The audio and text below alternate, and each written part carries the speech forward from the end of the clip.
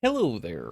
Today I'm going to be using this video to basically reflect back on 2025. This is predominantly really for myself, obviously, to kind of be able to almost archivally or in an archive sort of fashion look back on or whatever in my reflections and later dates or whatever.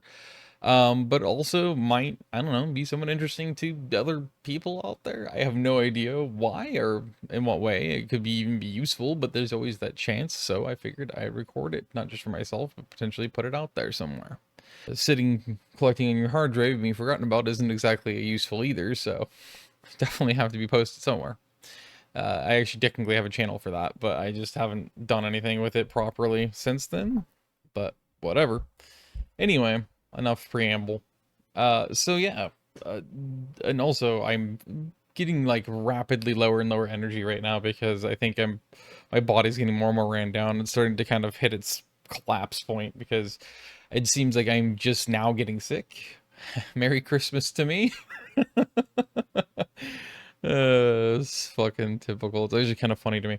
My throat's all fucked up, so, and that's always how it starts, and then it goes to shit afterward. And this is probably gonna make my throat a lot worse, but I'm gonna push through it because it's kind of important, I think, long term. Anyway, 2025 has been a fucking wild year for me, and I mean a very wild, weird year because it's full of newness. It's full of new situations, new opportunities, uniqueness, new experiences, new video forms actually on my channel. And I think about it, new adventures, not too many, just a few, really, just one, I guess, I suppose. And I think about it, um, yeah, like it's been very interesting because it's been the most challenging year, especially for what I've ever been used to.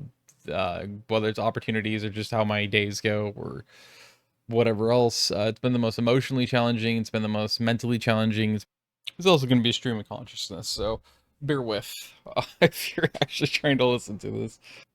I don't know. It's just been kind of interesting, like even learning my limits, like basically having them, I suppose, proven to myself, including not just inwardly but outwardly. So like people around me can see that, like, okay, yeah, there's actually you're actually really legitimately like getting burnt out like that from doing things that is the most normal basic thing for most people, which is, they could work every single day of the week, and even if they experience burnout they can still push through it. It doesn't push them to their breaking point or anything like that.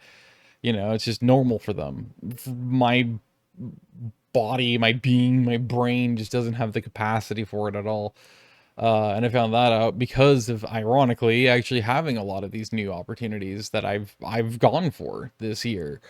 Um, like for the very first time in my adult life, I was able to go out and camp this year. It didn't go to plan at all because I couldn't sleep. So then we had to bail on it a day early. So it was really just an overnight at that point, which is very disappointing considering how awesome it was. But me and my friend Sean, who we went on it with, or who we went together on that trip with, that in July, um, we both made blunders because, like, even communicatorily, I know it's not a word, but that's the word I use um for communication in that way. Communicatorily, we just completely had a complete fuck up, like a total fail, and we didn't realize it until we were there that evening. And we realized that, oh fuck, we don't have any pans or pots of anything of any kind to do anything with. We don't have any way to boil water. We don't have any way to heat up food. We don't have any way to cook anything. We fucked up. Like we had the propane, we had a propane stove, and of course we had the fire pit, but like that was it. We didn't have anything to cook anything in or on. So we fucked that up. We realized that, and I actually kind of had to laugh at it. Fucking kidding me? That's like one of those basic things, dude. And it was just bad communication between me and him on that front because I completely misinterpreted what he was telling me and indicating to me, which I thought, to this point, I will still reaffirm and stand by my own self. Where I say, like, the only way it made sense to me was the way I thought he meant it. And as it turns out, apparently, no, it's not the case. It was the opposite, apparently. So then somehow we got to a point where we got it all twisted back around and in a knot, and like pretzel knots, where we're like, or helix knots, we're just sitting here like, but I thought you were saying that therefore you were gonna bring them, and I'm like, no, I thought you said you were gonna bring them, and they were like, well, fuck. So then nobody ended up bringing them at all. So stupid. It's so stooge-like. It's so dumb. Two idiots. Yeah. Anyway, it still was a good trip. It was still fun.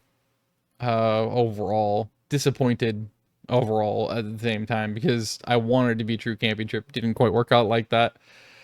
That's life. Sometimes it's a bitch. Sometimes it'll take you out back, bend you over, and ream you against your will.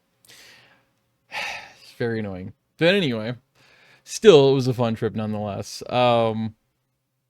So yeah, that was a lot of fun. It was my first time driving Highway 6, so the Wilson River Highway out, and first time driving 101 actually in my life, because I've, you know, a handful of times in my life I've ridden in as a passenger in a car. That time, almost all of them except one time. Well, no, actually, I think every single time it was in a childhood that we went through Highway 6. And so it'd been a long time too, but like I was known as the map, or a human map, as a child, a single digit age child, because my brain just works like that with geography and navigation, so orienteering. It's just automatically, it downloads an entire map of a whole region. Even if I haven't been to any of the other places, it just figures out exactly where everything would be. And it literally is. It's very interesting how that works. And then if I look at a map of any kind of a place, it immediately, once I map it out in my head by looking at it, and I follow it along, boom, it's permanently as a picture, an image in my head. So now I can't be confused or misnavigate usually.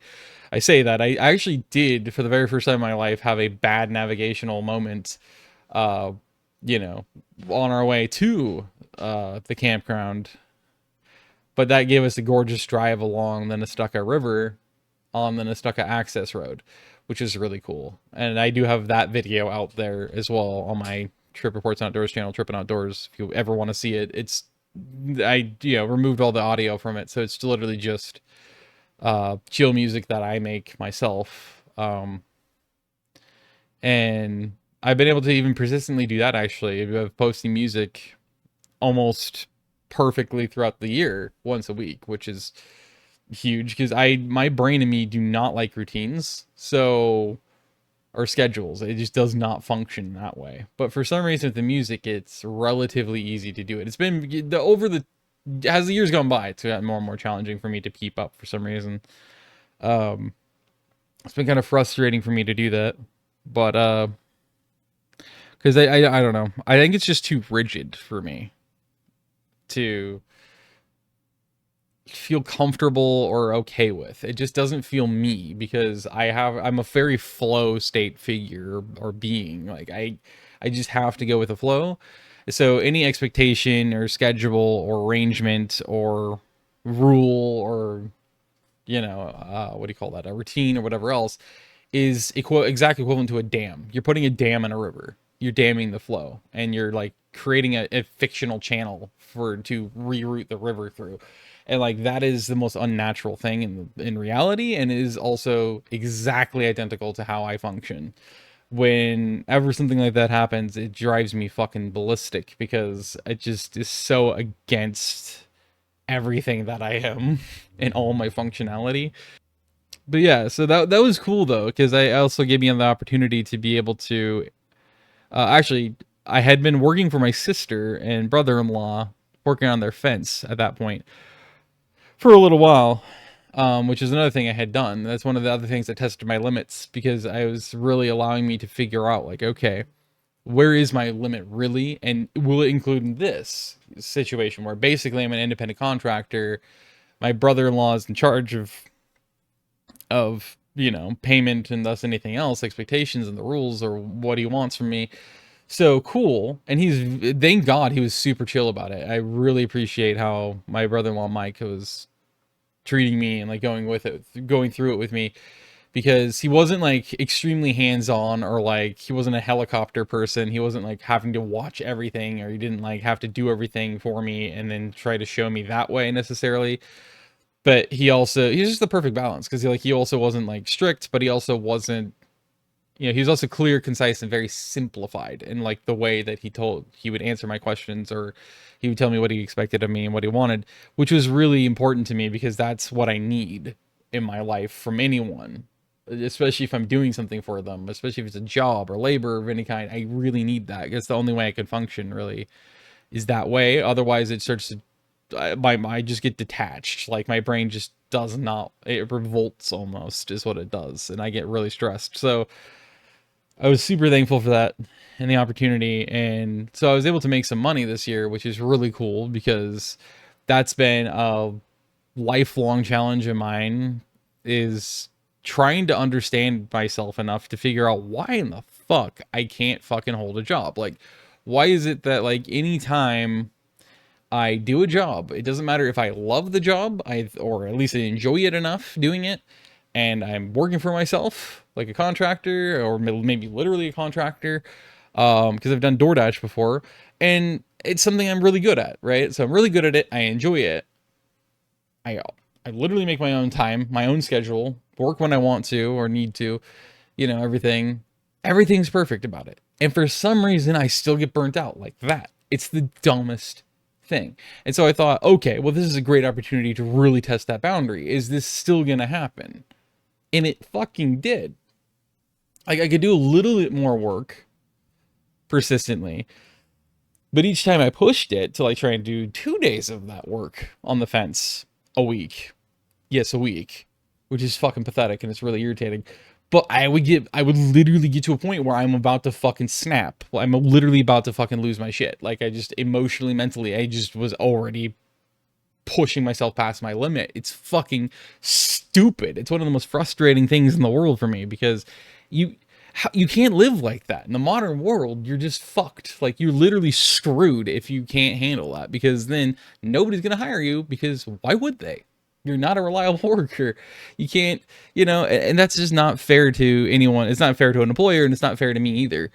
So it's really frustrating, because I cannot for the life of me fathom or figure out why the fuck I am the way I am in that department. There's a lot of things in my life that is that way, where I just cannot understand or begin to comprehend why I am the way I am, why I do the things I do, why I think the way I think, why I think the things are funny that I think are funny, or whatever else. Like, I genuinely just don't know. It just is, it is fucking perplexing to me as it is to literally anyone on the outside. And it's super frustrating, especially when you also get tons of people asking you, or, tons of people in your life asking you consistently, like, why this, why that, why are you like this, why do you respond this way, blah, blah, blah. It's like, how do you expect me to answer a question I literally myself can never answer? I would love to be able to find the answer for myself. I can't. I've tried my whole life. I'm almost 32. I can't. In 32 years, over a quarter of a century, I still haven't fucking gotten anywhere close to even scratching the surface of understanding why I am the way I am, genuinely. And it's one of the most frustrating things, especially in that regard, because I crave to be able to have my own home, like an actual house, not an apartment. I do not like apartments. I want to live in my own house, have my own space, have my own property.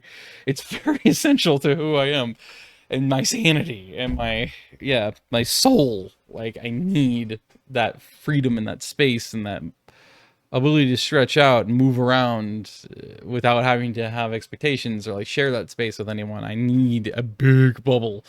And like, that takes a lot of fucking money.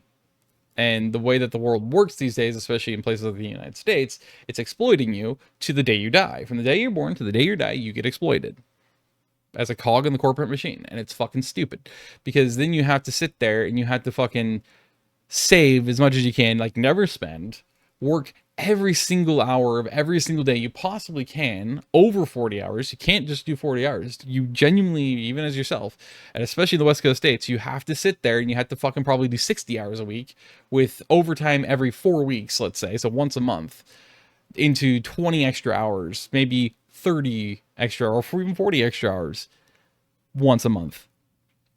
And you can never take a sick day. You can never take a vacation day. You can never take a day off. You can never miss a day of work. You can never miss an hour of work. You have to keep doing that. You have to do that and do that and do that until you fucking can save up to be able to actually not be an idiot, not make the bank own your house by mortgaging it and actually fucking paying outright for a house, let alone anything else you needed to pay for. You know, all your cost of living things, your insurances, your expenses, your daily expenses, your commuting expenses, your fucking business expenses if you have a business, your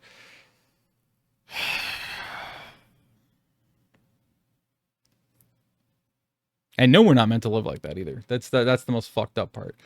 But it puts me in a position where I just feel trapped. I feel fucked. Like I'm trapped by my own brain. I'm damned and I'm screwed, you know? And that sucks. It really sucks. Yeah. And so that's, you know, so I was really excited for that opportunity, especially considering it's just up the road from me. It's not like that far. And so I am thankful for the opportunity, and I'm thankful for what I've learned from it. And I'm thankful for the fact that I was able to make some money, which is really exciting and really awesome. It's very meaningful to me. But it only reaffirmed that even then, I'm still really good at it. Even when I was landscaping, I'm still really good at it. I thoroughly enjoyed it. It was exactly every last aspect of it is what I needed to be able to do it. And yet, I still got burnt out completely so many times. And if you know anything about what they know about burnout now, is that there's stages to it, and so levels, if you will. There's a hierarchy to it. There's steps. And once you get to stage 3, which I get to like that, it's dangerous, because once you get to stage 3, you need, what they found is that the average person needs like a month, a full month, to do nothing or have nothing to do with whatever it is that led to their burnout. Just completely detach from it, not do anything about it, not even think about it for a full month. True rest and recovery, to then get back to a full reset to where now they're healthy and they're happy and they're 100% again. And then they just reset the cycle and they go back through getting to stage 3 again. If you get to stage 4, it could be potentially permanently damaging and irrecoverable. And that is unacceptable for obvious reasons. That's really dangerous. That's really fucking bad. There's a lot of health ailments that you can get, some of them permanent, so chronic. Permanent, it's fucking dangerous as fuck. And like that. It's fucking, it's one of those overwhelmingly infuriating things, to where I'm not even confident in myself anymore if I like did groundskeeping for somebody. So now I had my own house. I had my own place to live.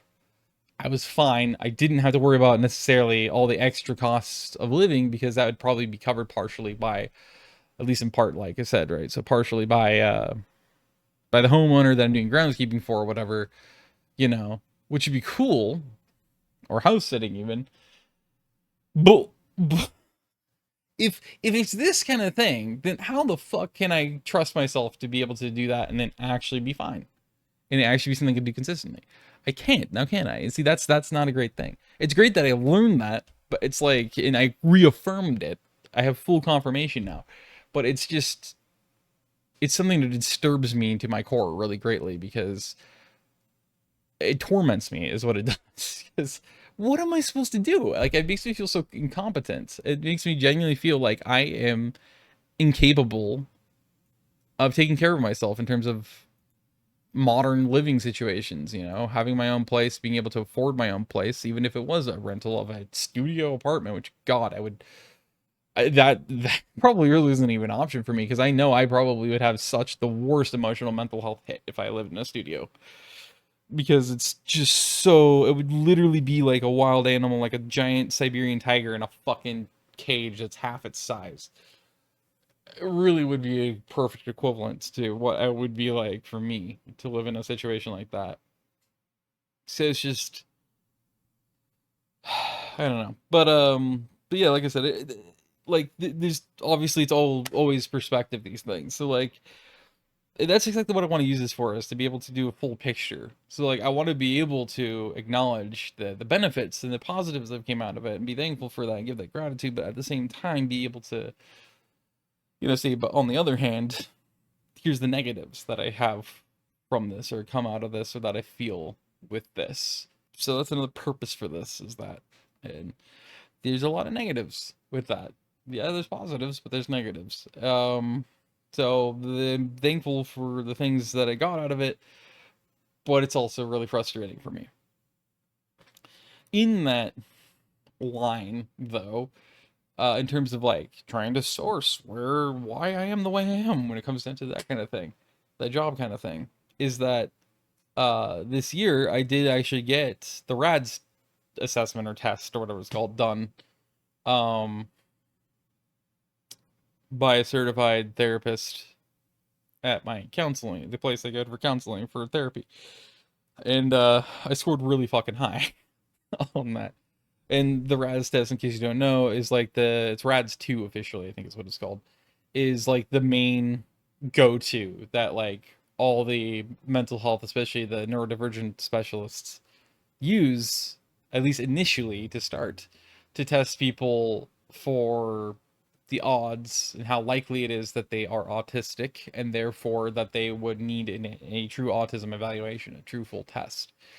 And I scored really high on it, which was somewhat vindicating. I feel like it was definitely a confirmation I wanted and I needed. It was also really frustrating at the same time, I guess, in a way, because like I laughed at it. Like for the most part, it's just purely positive because it was really funny to me as well. Because I cackled my ass off when I saw that result. I'm like, I fucking knew it. But at the same time, it's like that whole journey to get an autism spectrum test, a true full evaluation or test or assessment or whatever the fuck they call it, because there's like specific terms for each. I can never keep them straight because I'm too dyslexic for my own good. And to me, they're all synonyms. They're all exactly the same thing. So fuck me, I guess. But whatever the fuck the official title is, I've been trying for that for fucking years. And I mean, it's probably going on, I would say, damn close, if not truly through a half a decade now. I've been trying off and on my damnedest to try my best to fucking get that test. And it's murder to fucking do that because you just get spun in a billion circles, the same circle over and over again. They just continue chasing your tail when you're on Obamacare, in this case, state healthcare here in Oregon. And yeah, they just send you spinning in circles because they're like, hey, like the state of Oregon tells me, oh, you gotta, I think it was like you gotta talk to them or call and talk to and set it up through the mental health coverage that you have, whoever your provider is for that. And then you call them and they're like, no, no, no, no. Actually, the rules clearly state that you have to go through your PCP, your primary care physician, not the drug. And so you be interested if it's through the drug. You chuck a car and somehow that gets you your test. No, but you gotta um you gotta go to your PCP, your primary care provider. So just normal medical. They're unqualified, by the way. They have no fucking clue, not its slightest clue in how the fuck to deal with that or how to spot it or anything. They don't have those connections because there's only strictly, truly physical medical. It has nothing to do with the mental or emotional state or aspects to your life. So that's fucking awesome. And then you call them and they're like, actually, no, it's the state. You have to call the state and the state has to refer you. And then guess what that means? You're just spun in the same circle over and over and over again. And you can tell each of them that that's what's been happening. And you can tell them that obviously that's not the case. And that the state literally, you call the state and they literally said that it's the PCP who's supposed to do it, which is actually the rule. One of the dumbest things in the world, because like I said, they're completely unqualified, they're unconnected, they don't have any of the knowledge, awareness, or connections that they need to be able to refer you like they're required to by the law of the letter of the law in Obamacare, which is again just it's so illogical because it just doesn't allow you to get anywhere. Because how the fuck are they supposed to help you? And then they almost want you to do all the work and the legwork to try to find a place that will potentially cover it via the state. Then you're forced to make their cold calls like you're doing is you're in a call center and you're fucking working for them to just cold call every number you possibly can to make a sale on somebody who's just going to be enraged at you for good reason. And now you have to do that yourself. By the way, probably autistic, which is not at all remotely dispensable or acceptable to expect or put that on us. And now you have to cold call every last place you can and hope that at some point they will actually fucking find a place that will actually cover the actual testing to actually get your autism test done. But you still can't actually go there unless you pay out of pocket. So then that means you have to go back to your PCP and say, I found a place that is actually, they say that they are actually fully covered by, not just, in this case, Health Share of Oregon or whatever, right? Whatever your provider is through the state of Oregon, which is technically Obamacare, but you get the idea. Whatever your provider is, like, oh, they do cover that. Okay, great. Now you can go back to your PCP, tell them that, and then congratulations, you actually can then theoretically have them actually make that referral to that place. And then they'll probably still find a reason to deny it. They'll say, well, actually, we don't actually cover that specific insurance. And then you're back to square one again. It's the most frustrating, stupid, time wasteful, inefficient bullshit ever. There's zero coordination. It just is so irritating. So, I've been training for that for a long time. So I'm thankful to my therapist, who's no longer my therapist now, officially as of the 23rd, because she's moving on. Another new thing, right? That are like, I have to. And I mentioned in my videos actually off and on that my therapist, I really appreciate her. I'm really happy that I have her. And I've mentioned that she's the very first mental health professional that I've ever had a good experience with. And technically, I could count another one who was Sonda leader, but the thing is I only had been to him maybe 4 or 5 total times before, because he technically, I think, was out of network, and or when I was a kid, and or he was, I don't know. He also moved to a private, had his own, to have his own private practice in like Southwest Portland, which made him even harder to access. And because it was private practice, now it wasn't really covered. So yeah, so it's hard for me to justify counting that. Um, but so yeah, so she was my first like true mental health professional I've ever had a positive experience with. And I'm so fucking thankful that I've been able to spend the last year and a half, 2 years roughly, uh, in her care, so to speak, quote unquote, because she's great. And I really appreciate the fact that I was able to have that experience. It genuinely makes me want to cry every time I think about it, because of how, not only how thankful I am that I've had been able to finally have that, but how it feels like I'm losing something, and it's really heavy because like how much I feel like I'm losing something that I don't want to have to lose, but I don't have a choice in it, obviously. And I am genuinely anxious and kind of scared that of my next experience, the next one is not going to be very good. It's better chances because they're still therapists, they're not psychiatrists or psychologists. I fucking hate those people so much with a passion because they're such assholes usually, but like, so it's much more likely to work out. But you don't know, right? Because it's another new experience. It's another new person. You have to now rebuild from scratch all over again. Even though you have your soft transfer, so you have all your files and everything else, and the progress and the goals and everything else that you transfer from your current therapist. It's no longer a therapist because they're leaving to that new therapist. And this person is also going to be, this new therapist of mine is going to be specialized. Like his whole career so far has been heavily specialized and focused on neurodivergence, especially attention deficit and autism, which I've had attention deficit diagnosed since I was a child, and I absolutely am very severely ADHD. So I'm thankful that like the timing coincides with this guy because he's relatively new to the practice that I go to, um, counseling group I go to. So he has openings still, which I'm very, very thankful for. And he already has seen my RADS results, and he immediately was like, yeah, no, he absolutely needs to be tested for autism because the odds that he has autism is like really fucking high. I'm like, thank you. Gratifying is what that is. It's affirmation, right? It's validation, and I am somebody who does. I'll admit it. I need validation really bad, to my own detriment. I feel like a lot of times from people, especially that I feel I the most connection to and or need the most from. So whether it's family, which is the main people, or obviously anybody I have any value in, like my therapists, definitely I feel like I need that validation a lot more frequently, arguably with them than anyone else, because they're trained for that, and you know, you work with them consistently on this stuff. And that way, one of the best validations is that progress. And for them to be able to show me that, like hand it to me and be like, here, let's show you, you know, the advances you made.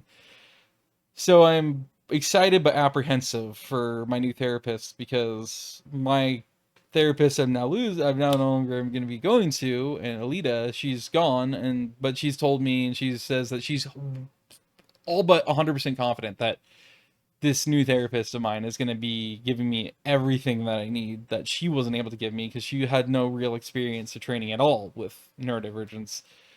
This guy does. So she thinks that I'll progress leaps and bounds with him compared to anyone else I could possibly see. Let's hope that's true. But he also has a lot more of the resources and those connections because of his experiences and that focus.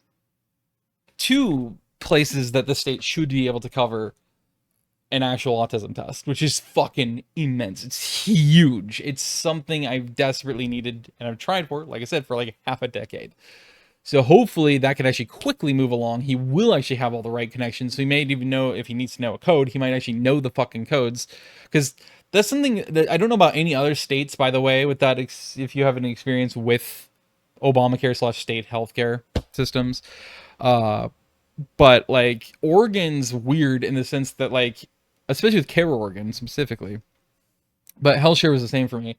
They always tell you, if you talk to an actual like worker, because everyone's put into like these teams or whatever.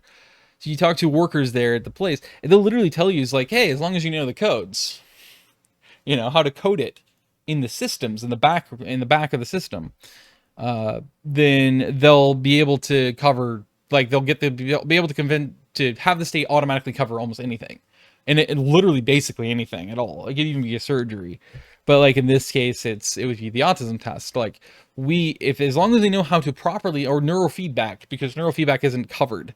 I wish it was, but they're like they've told me so many times. They're like, if these places know the codes, or anybody there that can schedule and stuff like that, they know the codes to code in the background to codify your care, whether it's for neurofeedback or something else they don't normally cover. The state will automatically cover it, basically because it's technically, you're quietly giving it a code that says, oh, it's actually this, which they do cover, versus what it actually is. Which is really cool that they constantly say that, because it means that they're encouraging you to do that. They're like, hey, encourage your providers to do this, to find out, because it's not only going to help you, it's going to help anybody else in your situation or similar situations to be able to actually be covered, which is cool on one hand. But on the other hand, it's like, at that point, it's kind of almost an insult, because like they're expecting you, as the person who has the coverage through them, just an everyday person that needs this assistance, to know the codes yourself, and you don't. Because whenever you talk to your fucking providers, 99% of the time, they're not going to have a fucking clue what the codes are. They don't even know about it, like, half the time. They're going to say, like, what do you mean codes? And, like, that's what the Care Oregon team told me, is that there's codes, and like you just have to know how to codify it, and then they'll cover this thing even if they don't normally cover it. The state will automatically now cover it because it's codified as something different than it actually is, and it's legal. So basically loopholes, which is really cool that they leave that there. And it's basically the state government themselves saying, hey, just do this, and then we'll cover it without questions asked. It's really frustrating though, is that your providers will then ask you, is like, do you know the code? Because nobody here knows the code. No, of course I don't. Do I look like the state? Do I look like a worker? No, I don't know the fucking backroom codes. Fuck, like, it's kind of an insult in that sense too. So yes, on one hand it's great and it's really cool, but on the other hand it's also a major disadvantage, and it kind of puts us as the meat in the sandwich, and the sandwich that we didn't volunteer to be a part of. It is really annoying. So then you have to play middleman / broker, and it's just fucking stupid. And it's like, if you say you work for the state and you're talking about these codes, great. How about you fucking tell us the codes? Because these providers never know these codes. They're always so perplexed when we mention that you guys tell us as long as they know the codes. Like, well, do you know the code? No, of course I don't know the codes. You guys should, because you work for the fucking state. Tell me what the fucking codes are so I can tell them. And then, not just me, but other people can fucking... Hello, McFly, anyone home? It's fucking stupid. But again, there's no real coordination that exists. Because it's fucking government. It's so fucking irritating. Anyway. So I'm really hopeful that he actually will be able to quickly get me finally get me connected to a place that actually will be covered by the state to test me. Or at least be able to have a connections that will be able to tell him how to codify it to the people that he refers me to. Being like, well, if you codify it this way, you can it will be covered by the state. But then again, they have to accept it in the first place, and most places don't. And that's another issue with the whole autism testing stuff, in Oregon at least, is there's so fucking few of them, it's stupid. And then on top of that, not only is there so few of them, but the majority of them will not, they will take state health insurance, including my current one, my current provider, but only for therapy for autism, not for the testing of it. Which is especially irritating, because then there's already so few of them that exist in the first place. And then on top of that, now I have to fucking find one that in the needle in the haystack, that the haystack got bigger, but the needle got smaller, because now, though there's so few providers, and they, like 60% of them go, or 65% of them just disappear off the face of the earth, they're not possible. There's a chance that somewhere, one place, probably it seems like it's just one single place in the entire state that exists of the remaining 40% of providers, which again, it makes it seem like there's a lot. There's really few already. So there's that much fewer when there's the minority of them left that might cover via your provider, via the state healthcare, to then get the autism testing. And now you have to headhunt which one of them it is that fucking covers it with your provider through the state.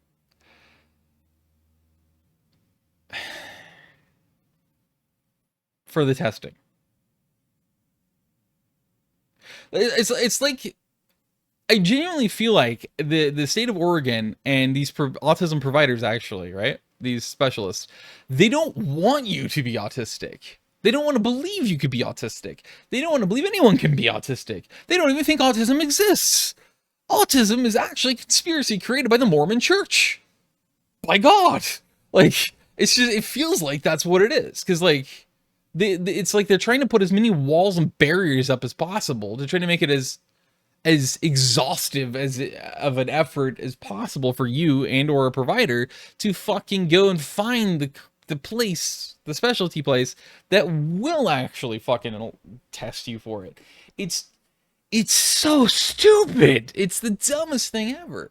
It's super frustrating. But like I said, at the same time, I am thankful that I still was able to get that RADS test that my therapist, that I no longer have, because she's moving on, was able to go above and beyond for me, find somebody there at the time that actually has enough specialty to where he can at least, he's certified to at least do that RADS test, and thus have me do that. And she set that up, which was a really, really incredibly nice of her, and I'm really appreciative of her to make that effort for me. She especially there at the end, she made a lot of efforts for me, and I really cannot be more thankful and appreciative of that enough, because it does take a load of anxiety and weight off my shoulders and overthinking mind. Because now that's taken care of, and that's at least one step in the right direction. And hopefully this new therapist will in fact be another handful of steps skipped over in the right direction. Is the way she almost makes it sound. And then I can finally get that test all but guaranteed to have it confirmed that I do have autism. And then this is the most long-winded way, ironically very on the nose for tism, the tism, but to say that yes, that is likely explains, autism would likely explain in a very overly generalized way why I am the way I am with like work and stuff like that. It's still not helpful, But in the long haul, it might be helpful, at least if I decide to finally stop being so stubborn and say, give in and say, fine, fuck it, I'll go and I'll fucking try to get Social Security, SSI. Because at least it's something, right? And that's good, because at least then it's a little bit of a safety net. At least it's something, and it is incredibly helpful no matter what.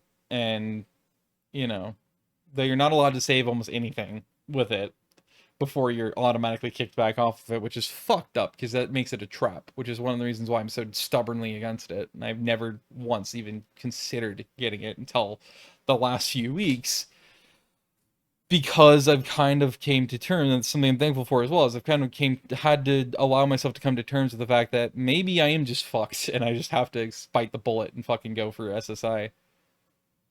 God forbid it takes the proverbial 2 years and court battles to fucking get them to let me have it. I'm hoping that that doesn't happen, but with Trump in office, that's actually more likely to happen, I feel like, than not. But who knows? Because like at the same time, they look at your history, and my whole adult life, I've had food stamps and I've had Obamacare. So yeah, and now I do have technically some work history that can be verified, I suppose. So like, but you know, it is something to be thankful for. Is that too? Is being able to reflect and be like, okay, I really need to stop being so stubborn. And just say, finally bite the bullet and say, fuck it. But whether it's stubbornness or not, I am gonna wait, because I feel like it's intelligent to do, is to wait until I get that autism test. Because if my therapist Alita was on point, she hit the bullseye on the head, and this next therapist of mine is going to be great and perfect for this, and he's gonna have those right connections and everything, then that should give a lot of confidence that I'll be able to get that test finally in about 6 months max instead of another 17 years. Uh, and if that's the case, hopefully it's less time than that even.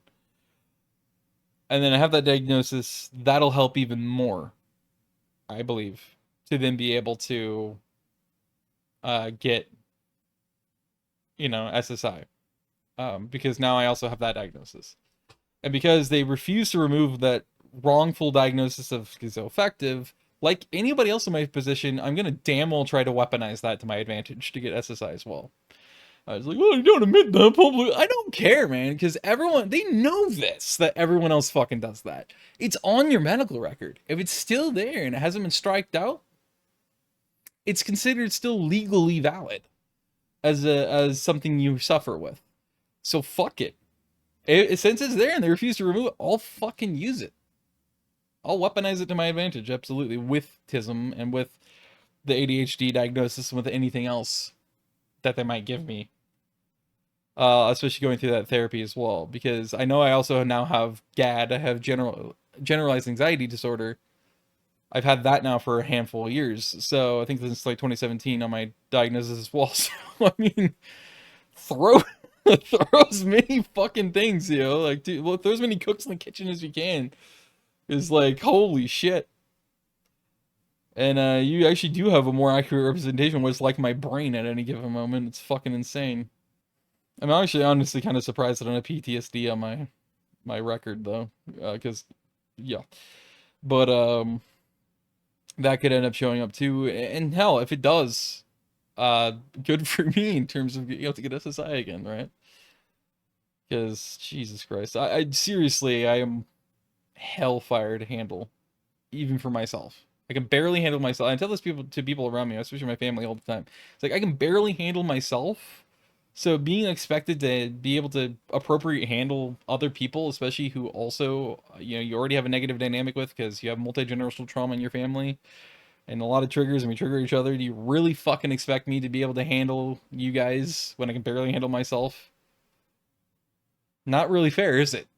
Like, I'm sorry, and it kind of sucks to say, but I genuinely can barely handle myself, especially when I get emotional, because I'm very emotionally intense. So it's like, it just doesn't, it's not healthy. I need some kind of anchor in my life to be able to ground me and then keep me grounded, even the most tumultuous of times, and I have not found that yet, unfortunately. I would love to be able to find that. Whether it's a significant other, I don't know, God knows fucking what, a hobby or something, you know. That'd be cool. A father figure. Sad. True though, but sad. Like one that I actually could trust, and that is actually a good dad figure in my life. Basically, adopt him as my own dad because my dad was never that for me.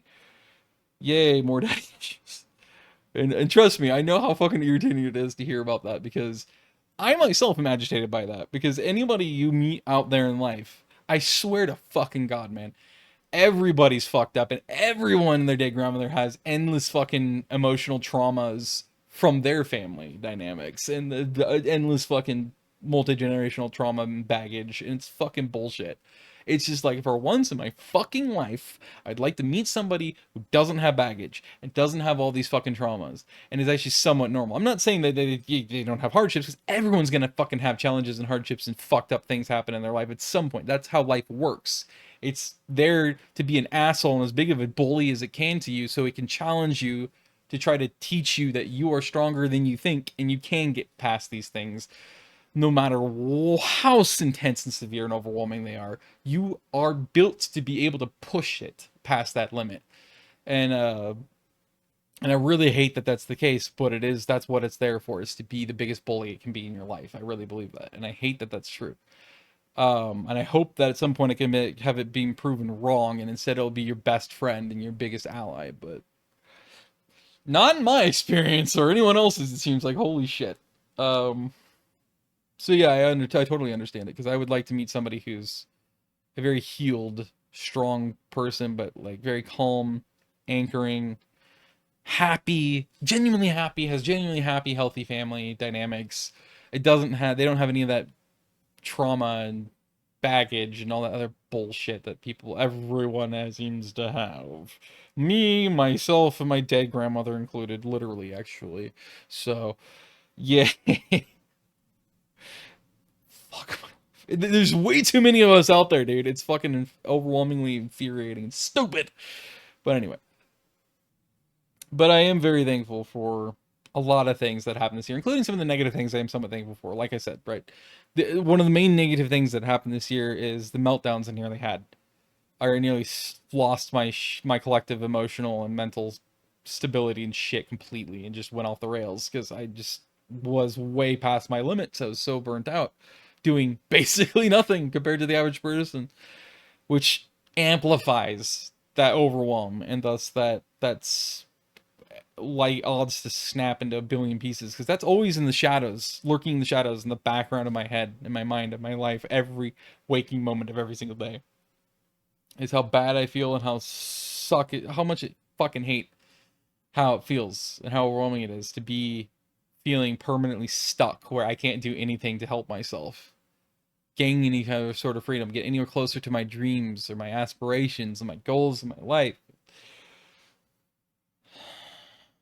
You can't fathom how frustrating it is to be me, to be a Danny Grog, and just sit here and feel completely fucked at all times with nowhere you can go, you know. And that is something overall throughout the year that I've been very frustrated by, especially as this year's closing, is though my therapist and my mom and my best friend Sean have been the main three people who have persistently been telling me throughout this year, especially as the year's gone on, you know, this late part of the year, the end portion of the year, has been reminding me and telling me of like all the different pieces of progress I made, and some of them really big pieces of progress and everything else. I'm like, you don't understand how much that makes me feel depressed and really sad and really heavy in my heart, because it makes me feel almost hopeless, because it's like, great, cool, and yes, I've made that progress, and that seems like a lot, and maybe it is, especially for the average person. But when I look at the full picture of all the shit that I still have to slog through, and all the trauma, and all the baggage, and all the problems that I have, at best, maybe it's an eighth or a tenth of it's been gone through now and healed. That's it. Like, And I'm about to be 30 fucking 2 years old. Okay, like we're about to hit that point where I'm nearly halfway to being a half a century old, where it's gonna be the dead center point equilibrium between a quarter century and a half century old. And even if I live to 104, it's getting more and more anxious and depressing for me because like I only have so much time and I have so many different passions and so many different goals and things I want to do with myself in my life. And some of them are on a time constraint, like having kids with the love of my life where I can have her, we're together for literally life, like, which is what I arguably crave in my heart the most, is that connection with somebody, a sweetheart, to have literally for however long we live and beyond, and just be able to stick with that one person, just like I stick with my one home, my true home, my dream home, the place where my heart sets roots and I get to live there for the rest of my life, like raise my family in it. Like I want to be able to have at least a couple of my own kids via blood, you know. Adoption's definitely an option that I would look at, but like, and yes, I'm a guy, so which is kind of unfair overall to myself and to the other person, because it's like that's why it has like certain things like this has a time limit, because like you the older I get, the more you'd almost have to unfortunately start to actually take seriously and start to think, well, no, I gotta look within a certain age bracket now. I gotta actually look for a person younger than me, because once I get a certain age, right? Because it's like then it's not only a lot safer, but it's a lot better for the kids and for her health and safety to be able to have kids with that person than it is to have with somebody who is my age. Because I mean, you get to 40, 50, and most of the time women are getting to that point, especially when the closer they get to 50, the closer they are to no longer being able to have kids, right? Because it's just a natural part of biology, and like that kind of sucks, like sure, now that I think about it, I have like 18 years roughly to go before you hit 50, but at the same time, like, you know what I mean? Like, it's just maybe again it's overthinking to the average person, but I'm very hyper detailed in everything I do, including was the being analytically minded, which people really hate about me. I kind of hate it sometimes about me too, because sometimes I overanalyze my own self and it drives me fucking insane, and I wish I could stop it, but I can't because it's just how my brain works. It's like a supercomputer. It's like Spock on steroids. It fucking sucks sometimes, but it's my brain. It's, fortunately, I'm stuck with it, right? But like also in that sense, it's like very imaginative too. It's very creative, because I'm always imagining anything, whether it's fiction or a script or a story or a movie or a show or an idea or blueprints or whatever the fuck it could possibly be, a thought. And that even includes like the future that I could have in my life. And so I think about those kinds of things more often now than ever. And the more time that passes, the more I think about it, because the more it's getting pressing in terms of time. And like, you just all this together, it's got to be one of the most frustrating things in the world. Like, really, I don't think you can get closer. Like, there's very few things in life I feel like that could put somebody under so much frustration at all times as it is to just be me, my existence. It's very, very irritating. And I guess in a way, it's probably maybe you could look at it as a positive thing. I suppose it is sort of a good thing that like there's a somewhat of an equilibrium to where like I'm able to decompartmentalize things. Like once I've thought about things, whether it's excessively or not, like whether it's that or something else, it just goes, like I said, into the shadows, right? It goes on the back burner, proverbial back burner, and I can focus on whatever the fuck else I'm doing in the present moment. Whether it's watching YouTube videos, making a video, recording a video of any kind, running errands, I don't know, writing, continuing writing something I'm writing, going to a meetup, because I've slowly started to do that until my mom got her arm broken because she got assaulted at random at nearly 4 o'clock in the morning recently, which that's been a fucking tough as hell thing to deal with. Thank God it's calmed down in the last couple of weeks. Well, really a week and a half, but It's really tough. That's actually another new thing that I experienced. I never experienced anything like that before. Actually, now that I think about it, I think it was this summer, wasn't it? It was either last year or it was this year. No, it would have been last year. Yeah. If well, it's weird how it feels like it's almost this year. Last year in June when I was down in Eugene, I experienced my very first fucking robbery. I didn't get robbed, but I witnessed it. It was like almost point blank. And yeah, that was fucking weird. And then yeah, this year, a little over a month ago now, because it was on the 16th of November, my mom gets assaulted and has her right humerus broken all the way through, like right here. Complete fracture, just completely clean through.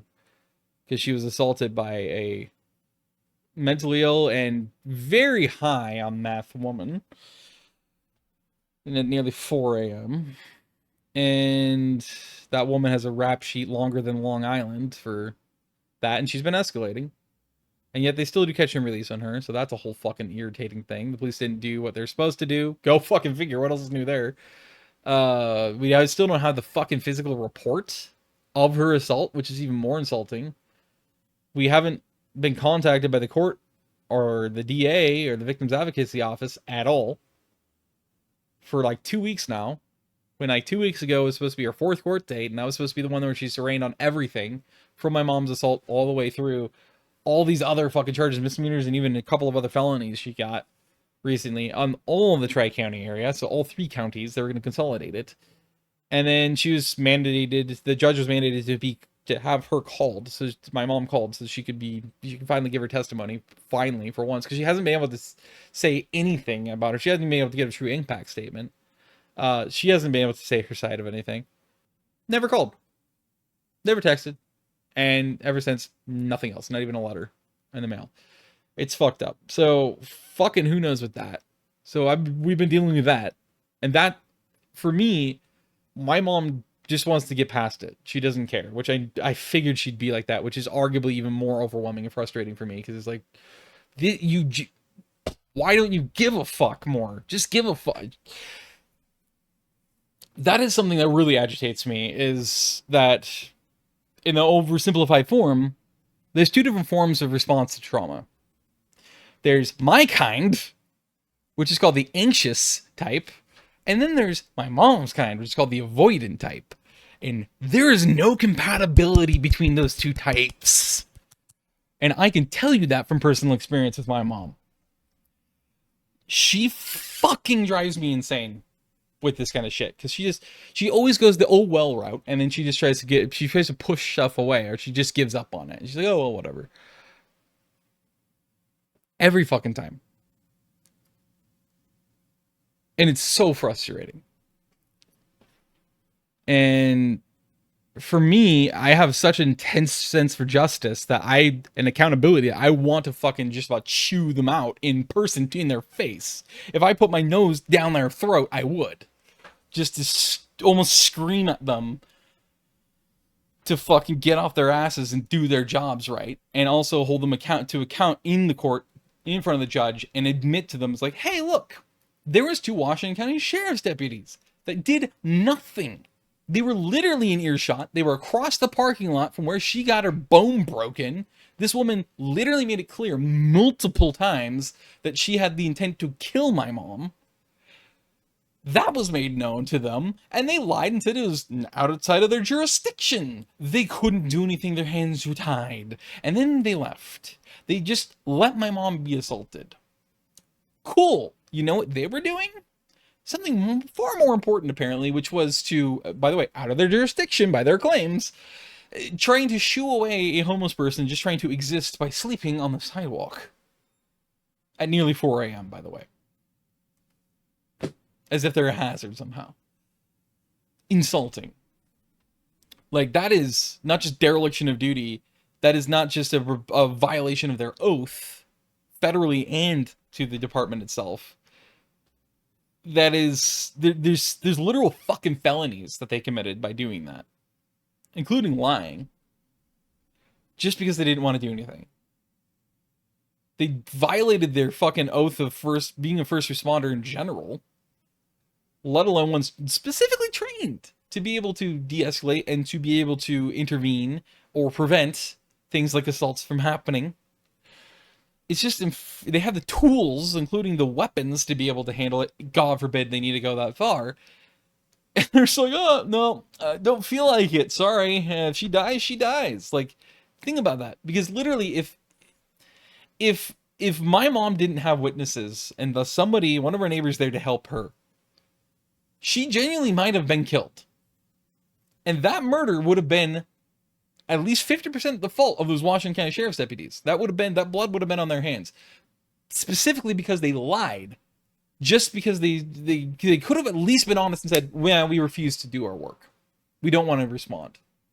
That's why we're not going to respond. We're just not going to do it. We don't care. At least fucking say if you don't care and you don't want to do anything, you're too lazy, fucking say it. It's fucking stupid. Like, it's infuriating. And then, yeah, the Hillsborough Police Department, who actually, this were the responding ones, maximum 20 minutes. That was it. From the time they arrived on response to the time none of them existed. Even the Washington Sheriff's deputies were gone. No police, none of the security for our apartment complex, nothing was there. Zero security presence. Just boom, boom, boom. My mom was still in the fucking ambulance in the parking lot for another probably roughly 15 minutes before they finally took her to the hospital. So that is after the last cop would have left. They didn't collect all the evidence. They did not collect she didn't collect any evidence, I should say. They did not collect a damn bit of evidence. They didn't take pictures of the evidence. And they didn't take all the pictures they're supposed to of my mom. At all. As far as I'm concerned, they probably didn't even take pictures of the fucking woman who assaulted her. Except for the mugshot, of course. That's it. It's just disgusting. And they didn't collect a single witness statement, by the way, written witness statement. They didn't do it at all, which they were required to by law. Especially in commission of a fucking felony like that. And the courts were also hell-bent on saying that, no, we only want to charge her with a 4th-degree misdemeanor. A 4th-degree misdemeanor assault. Not even a low-degree felony assault, it was a high-degree felony assault, but they didn't even want to give her a low-degree one. They just wanted to give the lowest-degree misdemeanor assault. And they kept playing catch and release with her, despite the fact that this woman who attacked my mom had been arrested and supposed to have been show up to court for multiple different arrests and assaults that she's committed. She completely had skipped her court dates. Multiple fucking times. Before she then did the same thing with her court cases for the assault for my mom. And potentially for this one big collective one. And the judge was still hell-bent on being as lenient as possible with this woman. It's just fucking stupid and infuriating. It's like, yes, jail doesn't fucking do anything for them, but at least it's safer for them and for everyone else out there in society if they're fucking there.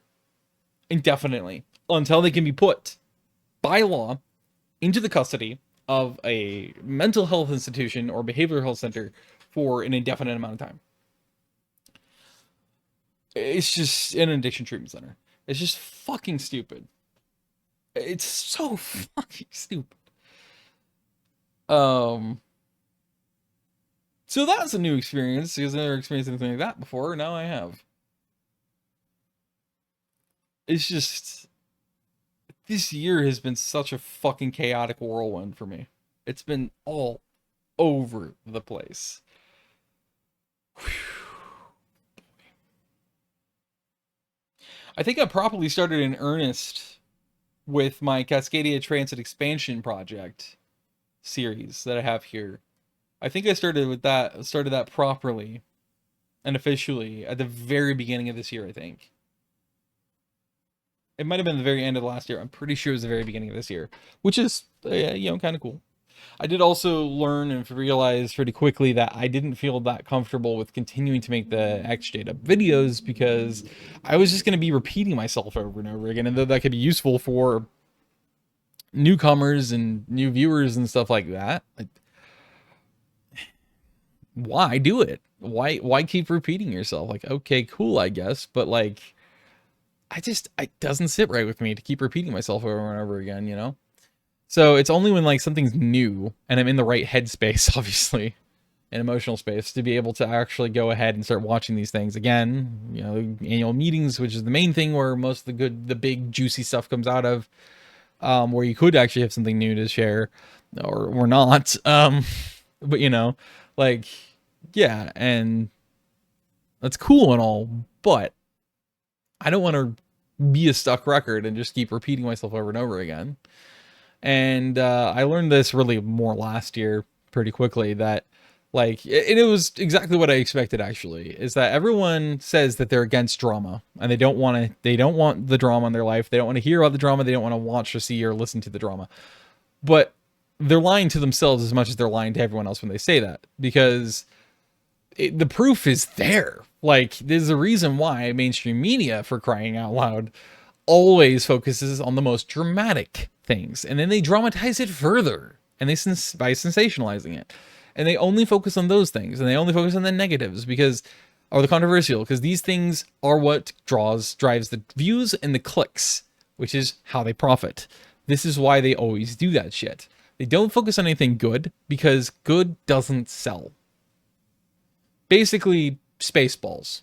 That's what it is. It's the Spaceballs thing. Basically, something about like, evil will always triumph because good is dumb. Isn't that the quote? Like, that's basically the motto of everyone these days, if they were honest. It's stupid, but it's true. And so like, in my experience with things like, and you can see it on YouTube with all sorts of different topics. It doesn't have to be, you know, Jehovah's Witness topics or Mormon topics or whatever else, or Scientology it could be anything, literally any topic. The things that always get the most views and the most subscribers and the most everything else is always the fucking drama. And the more you can dramatize drama, ironically, so being as melodramatic as possible, so overly dramatic, hyper dramatic about something that's already dramatic, make it more dramatic than before, the better it's going to do and perform. It's stupid as fuck, but it's true.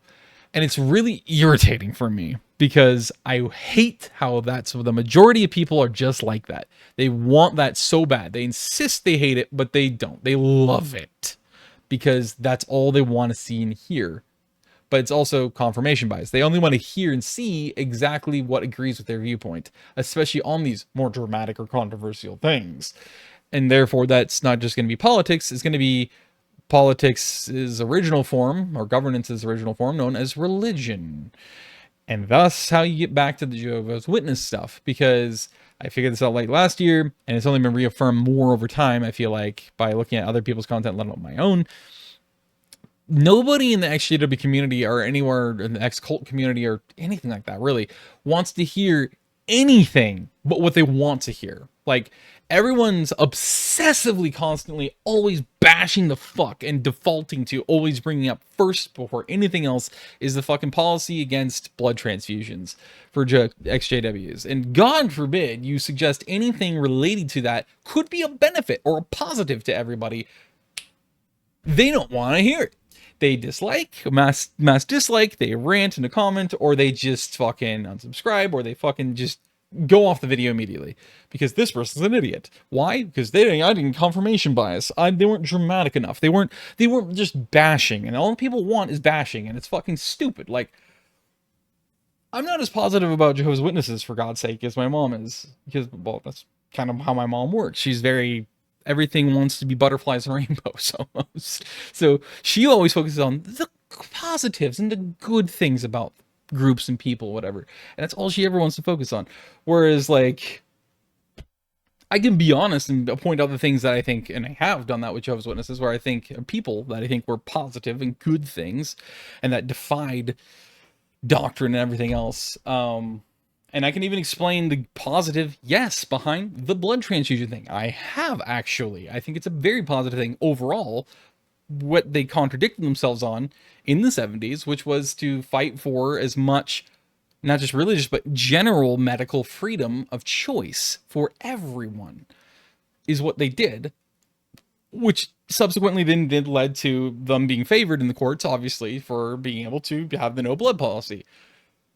But separate from the no blood policy, what that effort, that's what the main reason why they did that obviously was, really the only reason why was, but it did give us infinitely more medical freedoms than we ever had before.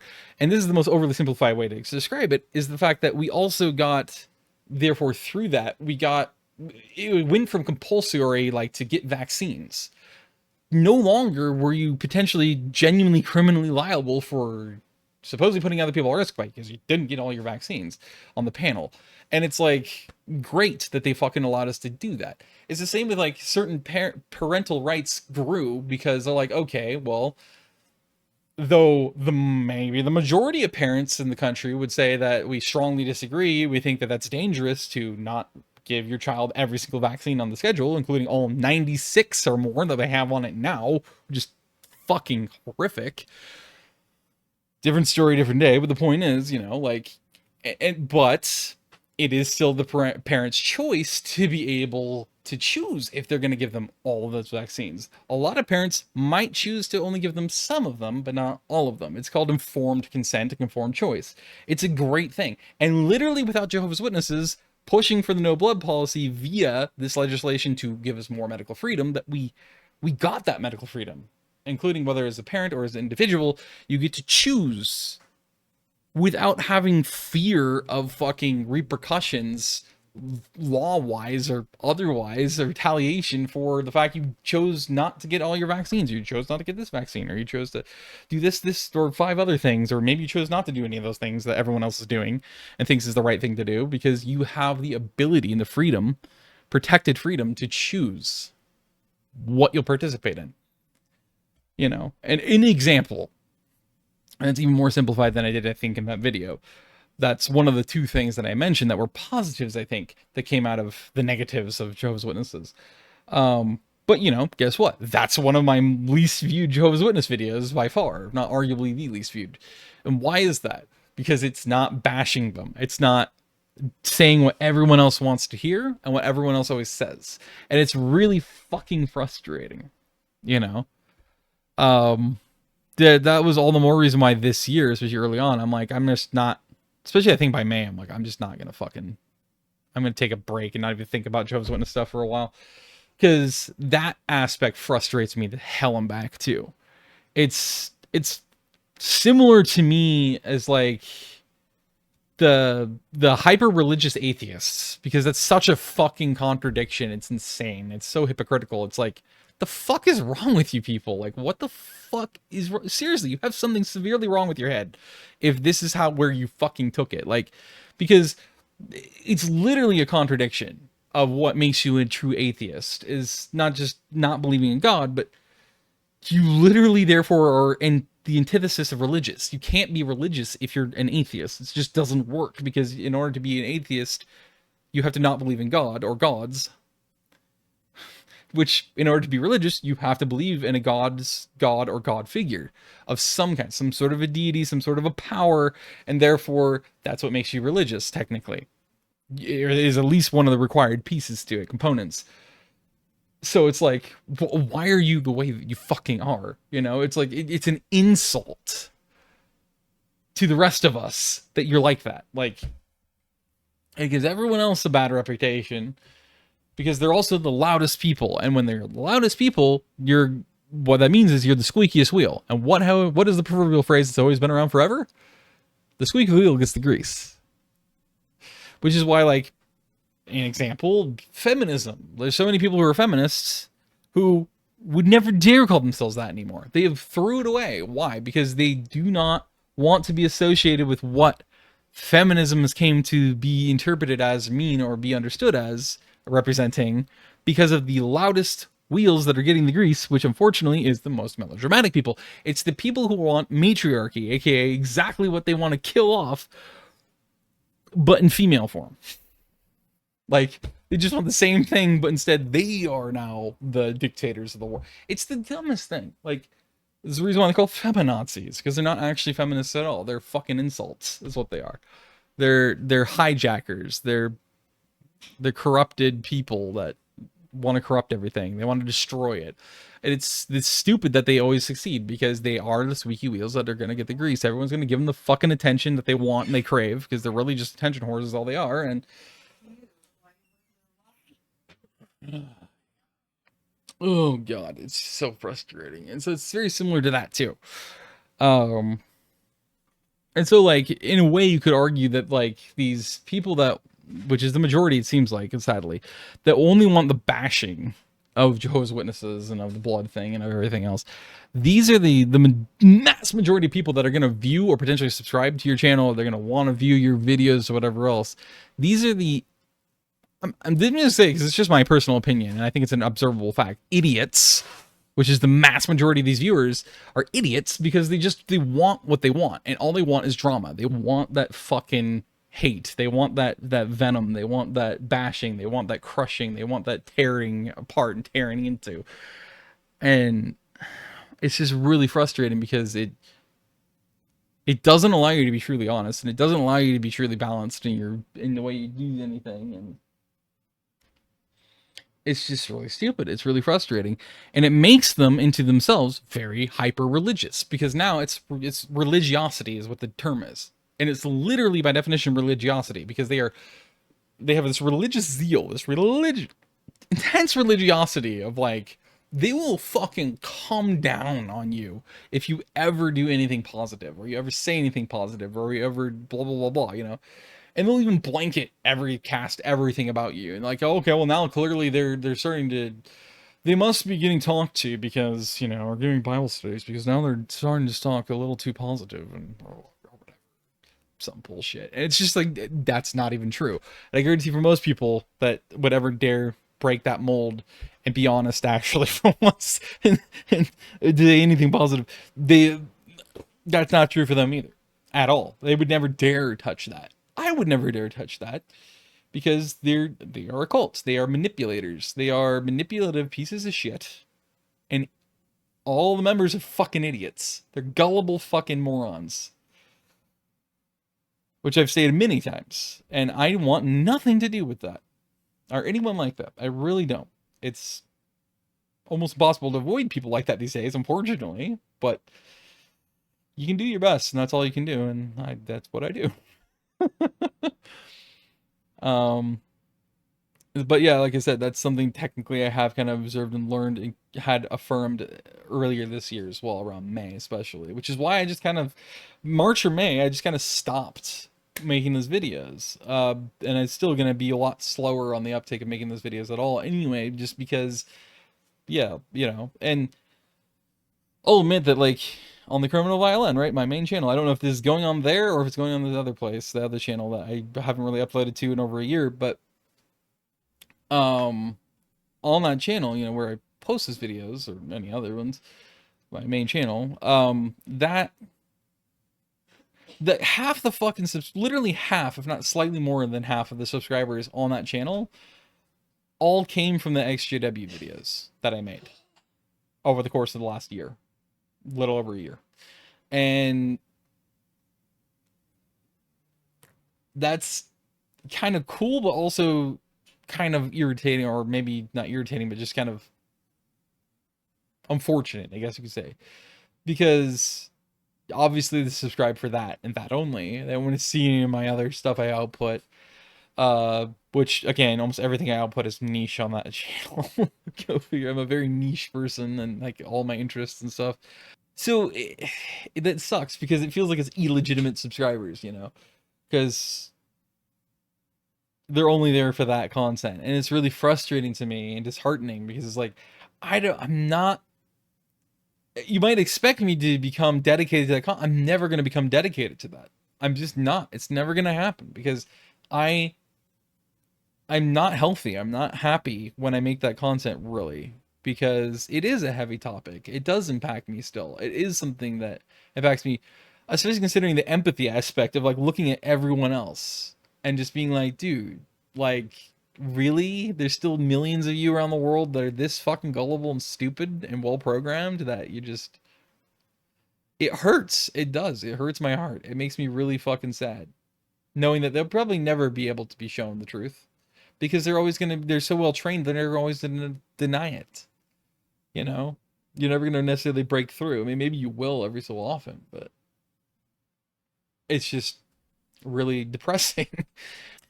And I don't like focusing on stuff that's kind of negative like that necessarily, you know?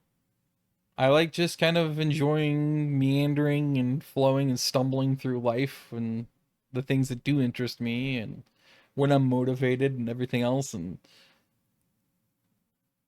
I don't know, man. It just, I also don't want to be repetitious, right? Like, and I already am very prone to be repetitious. I've probably repeated myself a billion times in each thing I've said in this because that's just force of habit. That's just naturally how I speak, sadly.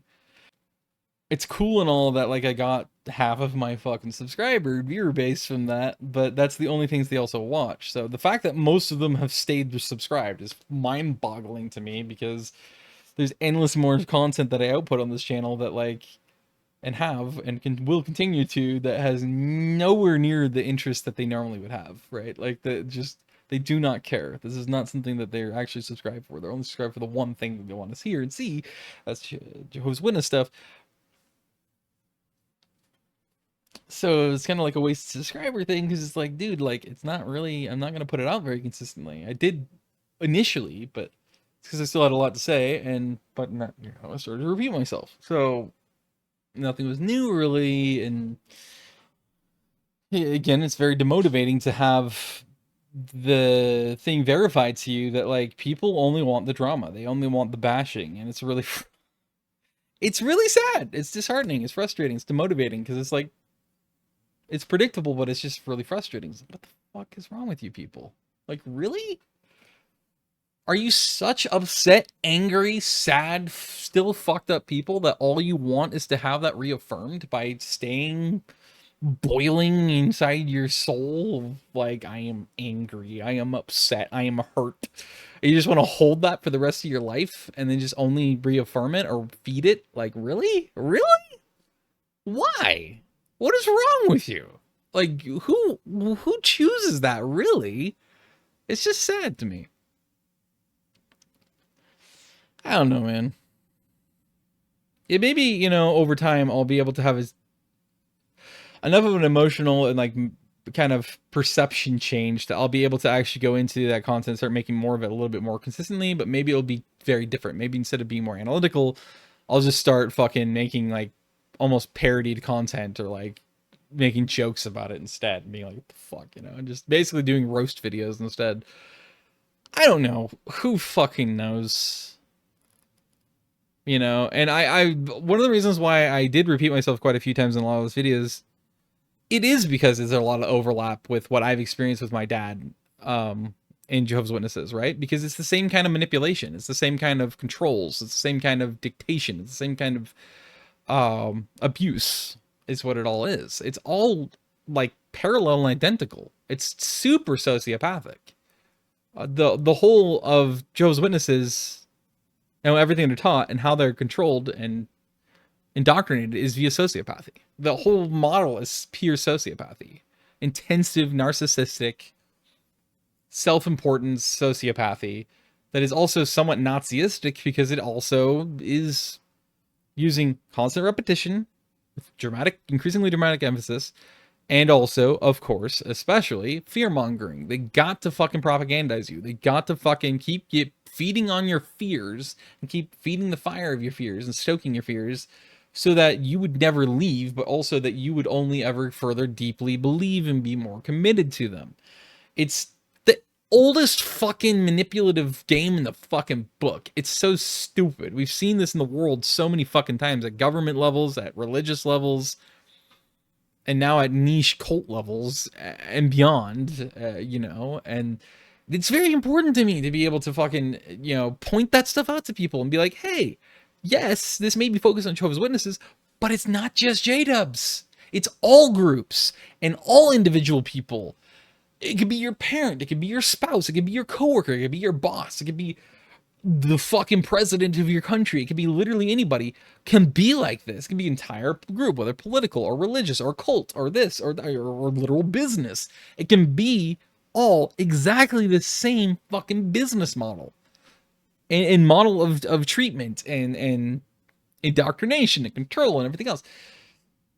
Having you sell your fucking soul to them So you're eternally fucking voluntarily technically imprisoned perpetually for the rest of your life to whatever the divinity is, or the good thing is, or the right thing, the right side of history is, or whatever the fuck they brand it as. And it's just, and it's so important to me to fucking express that, because like I've lived through that way too often, and the world has lived through that way too many times in different places. Why are you fucking falling for it again? You know, like it's just super irritating. It's like being able to repeat that by constantly articulating this is so imperative to me, because I know what it's like. I wouldn't wish it upon the worst, most fucked up human being ever to exist. Whether you believe it's Hitler or Pol Pot or Augusto Pinochet or Stalin or whoever the fuck else, of, I don't know, one of the popes in history, like the ones who fucking made Cathars go extinct on a crusade, because how dare you not believe Catholicism, which is so fucked up in itself. And it's just like, you know, false religion. I'm recording this on fucking Christmas Day. Because there was like false religion. They're always harping on against paganism as if it's everything. The whole world will die and burn in agony if, God forbid, you have anything paganistic. Meanwhile, half of the fucking Christian practices and traditions are fucking paganism. Again, being that Christmas is arguably the most heavily pagan holiday of all the Christian holidays. It's just Roman Catholics fucking went and hijacked it from the pagans way back in the hundreds or whatever the fuck it was. I think it was like 300 something or 400 something. They hijacked it and then corrupted it and bastardized it and rebranded it to try to cherry pick certain things to try to make it into, oh, it's Christ's birthday. It's Jesus's birthday. Dude, I don't think this fucking random ass carpenter, Jewish carpenter from Judea or wherever the fuck he was from, Nazareth, would give a fuck or would even want that. Let alone the fact that you're sitting here being like, oh, we're against paganism, except don't look over here. This is totally 100% ours. Shh, just don't think about it. Just accept it. Just slowly strangling somebody to death. Sorry, it's just the image that comes to my head. It's like one of those stupid fucking animated films where it's like what they're actually doing is the person's just like slowly shoving their foot into their throat of something else, like harder and harder. It's like, just accept your fate. It's okay. God would want this. So, so stupid. Double hijack pagan holiday is what Christmas is, because it was paganism and it was hijacked by the Catholics, and then the modern corporate world rehijacked it again to turn it into a consumerism holiday, a day to incentivize you to give them more profitability and you more debt, which then gives their buddies in the banking industry more profitability, because debt, baby. Let's go. It's all stupid. Anyway, let me eat my microphone now. Yeah, so like I said, this whole year, sidetrack, speaking of attention deficit, this whole year has been wildly all over the place. There's been a lot of things learned, especially about myself, my capacities, which are even more limited than I actually thought they were. And I knew they were really fucking limited, but more so, which is technically valuable. It's technically a positive, and I am genuinely thankful for it, but God, it fucking sucks at the same time so much. I feel so hopeless half the time and helpless. Like, I really do. I feel like a fucking invalid when it comes down to being able to take care of myself monetarily. I really hate that that's true. It's murder. It is genuinely a form of torture and suffering. It really is. Especially when, you know, everyone else around you, as you might expect, would still expect you to, like, but still don't care. Like, no, you still got to figure it out, though. Like, there's no excuse. You got to keep working. Everyone works. I know it tells people to work too. Fuck off. Everyone's different. I don't know. This year's been a whirlwind. But yeah, that trip to Hebo Lake and Mount Hebo and the specific city, despite the fact I had to be cut short and turned into an overnight, was super fun for me still too. I definitely want to get back to Hebo Lake at some point, because that was fucking awesome. I'm surprised I didn't see any deer or coons or possums or any of the more common wildlife you'd think you'd see in a place like that. But there's tons of other wildlife. There's endless frogs of every variety you could think of. Didn't see them. Damn, because you hear cacophony all night. And then yeah, all the different birds and stuff like that. The ravens, which basically just sounded like chimps, which is really fucking funny but weird. They did not sound like a raven. They sounded like a fucking chimp. At least at night they did. In the morning they sounded more like a true raven, but it's interesting. Stellar jays, buns. Oh my god, so many buns. They just show up right next to you in your campsite, just having a light snack, a little munch. So cute. Fecund. Then you have the chippies, which are very neurotic in that place. It's super funny. Skittering all about. So cute. I love rodents. I love rodents so much. They're so fucking cute. They're violently adorable. And I'm offended, but I love them. Just want to kiss them to fucking death. Beyond. And then you have baldies, baldywong canaldies. You have, yeah, I don't know. You have a lot of different things going on. It was really fucking cool. Definitely want to go back there for that reason again at some point. And then hopefully when you go back up there, you can go to the top of Hebo again and then not have the fog bank. The lower elevations the whole time blocking all the rest of your views. If you could have that go away, that'd be neat because then I can finally actually just via my fucking viewfinder on my phone film back the opposite direction, back to the north again towards Astoria, and see if I can confirm that the mountain I saw from the top of the headland, where the Astoria column is, in February 2023 or 2024, I think it was 2023, but it might have been 2024, looking south, that I speculated was Mount Hebo. If you're on top of Mount Hebo, looking back due north again, you should be able to theoretically, therefore, when it's clear enough like that, see the headland where the column is in Astoria, if that was in fact Mount Hebo. And I'm willing to bet it was. And so that's, if you get a clear day again, that would be super fucking neat to be up there early in the morning, crystal clear, no fog banks, see all the way up to Astoria. If you see the river and those ridges up to Owaco and all that in Washington, you automatically, or Young's Bay or whatever, you can automatically confirm that that is in fact what you're standing on, what you knew you saw from there, which is Mount Hebo, which is especially cool for somebody like me because I've never had been to Mount Hebo before at that point. I'd never been anywhere really that close to it other than Tillamook itself and I think Sand Lake once, and then obviously Pack City. So I'd never been to it before. I didn't even really pay attention to the fact it existed until a lot later when I saw it on like maps and stuff. And I'm like, oh, that exists. It's got to be Mount Hebo when I was up there. And I'm willing to bet I'm gonna get up there. I'm gonna fucking I fucking laugh my ass off, like, I fucking told you, bitch. Like I don't have to go somewhere to know exactly what I'm looking at, even in orienteering. I just know. I know. It's like beyond instinct. It's beyond intuition. I don't know. It's like I literally am a built-in GPS or something. I don't know, but I love the fact that that's a thing that's innate to me. So I definitely want to make it up there at some point for that reason as well. But like spending proper time there, although you can only spend, I think, 2 nights it is at a time at a National Forest Service campground, which I think is fucking stupid. But then again, that's the ones that you actually pay for. They actually do have drop-in, first come, first serve, so free campsites in slightly less traveled, more rural areas, which I think is really cool.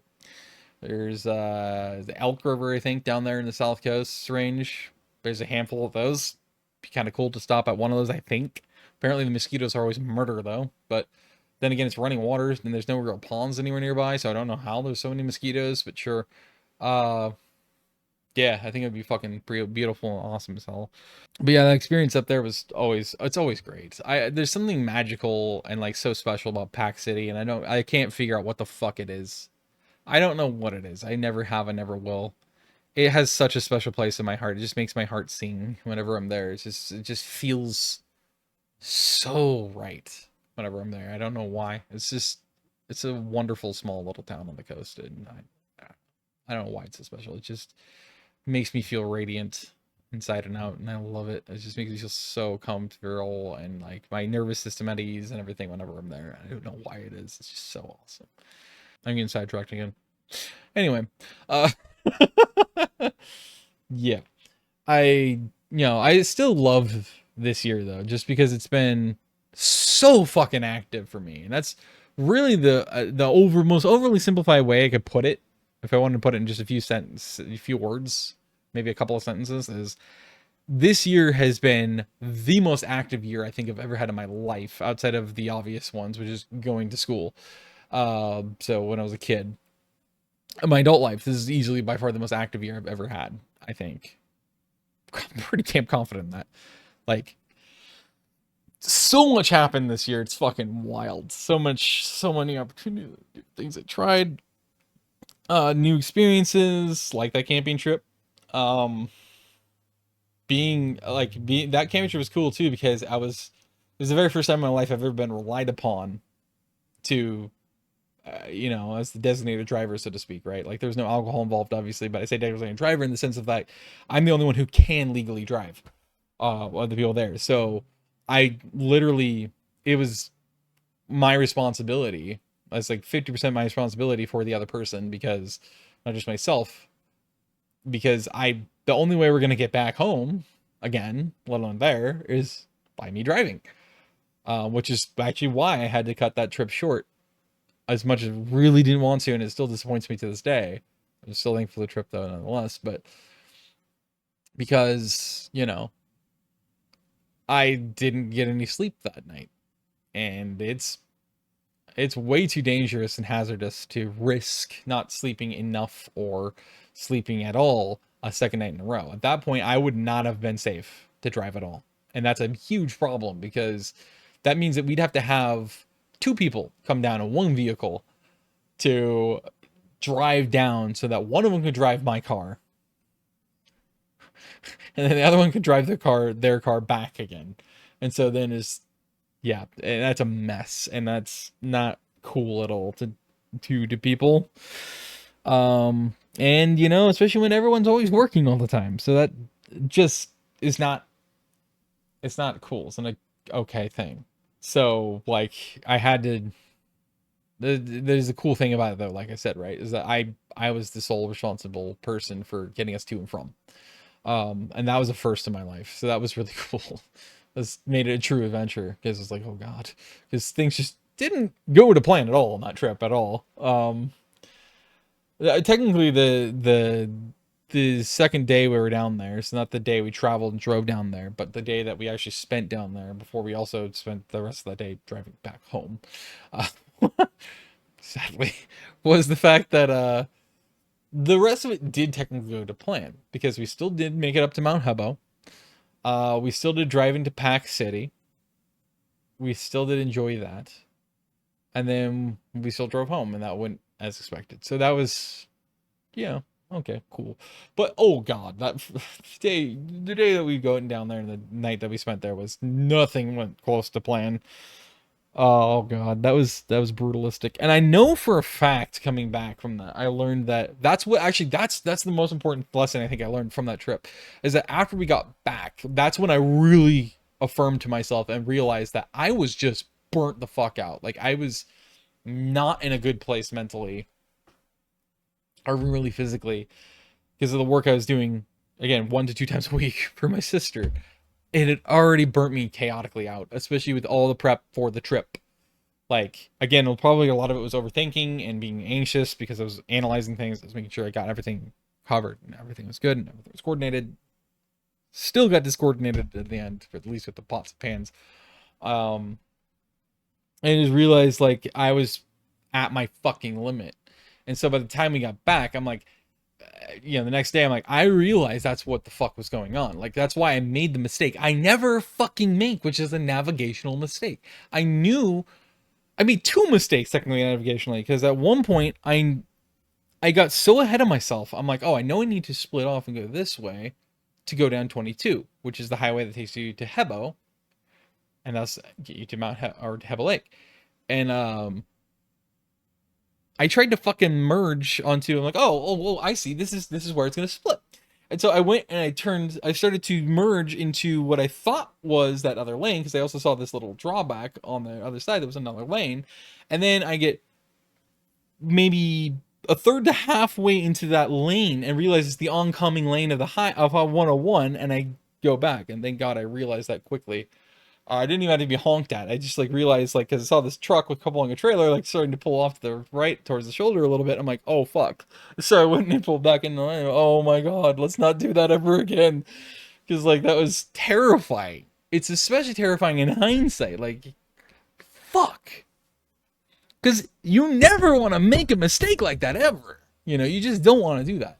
And I just had not been sleeping well either before that, especially this few days beforehand. So I was pretty tired too, but I'm also burnt out. And that's the thing that I learned is that like the closer to burnout I get, the more mistakes I make, especially mistakes I never make otherwise, and I never wouldn't make. I was making, and like you just make more and more mistakes because you're literally your brain function, your cognitive function just like starts tanking. It's literally like your brain is shutting down. And I think technically in therapy that is what that's called. It's called a shutdown. Like your brain is literally parts of it are shutting down because it's just like it's overwhelmed and it's exhausted. It's just too much going on at once for it to handle, and so you literally start shutting down. Your brain, your function starts shutting down, and because they're burning out, and it's like, you know, and it really is not okay to make a mistake like that because that it could be deadly, right? And like that's such an avoidable mistake. And so like all the more reason why it was important that I'm like, I didn't sleep last night, so let's fucking drive home today. Because I'm not risking that again. So that was arguably the most important lesson I had because it really showed me how far, like, kind of past my limits I was forcing myself to go and how horribly stupid that is.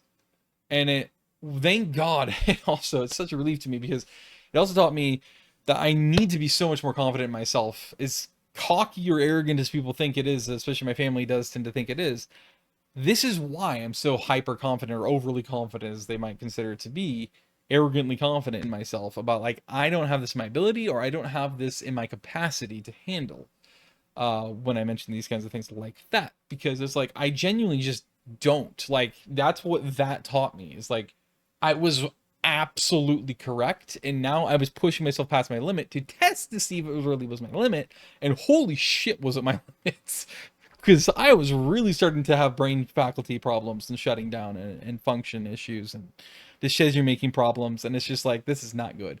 And the irony was I functioned better when I didn't have any sleep and I started to drive home. I really didn't make any mistakes that time. At all. Didn't have any lapses. It's fucking crazy. Because it's so backwards. But I almost wonder if it's because the energy shifted because I understood and I was accepting like this isn't safe, let's just head home. Let's accept it. As much as I'm bummed out about it, let's at least enjoy what we can of this day before we head home. And so that's what we did. And I think that's probably why that happened. I think it was just an energy shift, a perspective shift, where I was giving my brain and my body, my emotional centers, like the regulation it needed, the acknowledgement, and the, you know, the acceptance that it the we call it the validation it needed, to be followed with, and that's obviously a really good thing. So that was really beneficial that I came out of it too. Yeah. So it's been interesting. And then obviously, you know, I've kind of ventured in some newer content. I installed my dash cam, one of my dash cams on my car this year. Found out it's a potato and a half. It's like a moldy, half rotted potato in terms of quality. And thus Dan's dash cam chronicles were born. Hey, it's a valid way at least to showcase to people the actual real world quality of that fucking dash cam, and it's atrocious. You actually know what it actually looks like compared to the likely faked videos that were actually filmed on something completely different, and then claimed it was definitely on that camera by hundreds of people on Amazon. It's not. It's absolute dog shit. And it's not a camera settings issue either. Like I've fucked with the settings and tried multiple different sets of things to multiple different lighting and conditions and days and weather, and it doesn't fucking fix the quality. The quality is the quality it is. It's atrocious to me. It could be worse, but it's not great.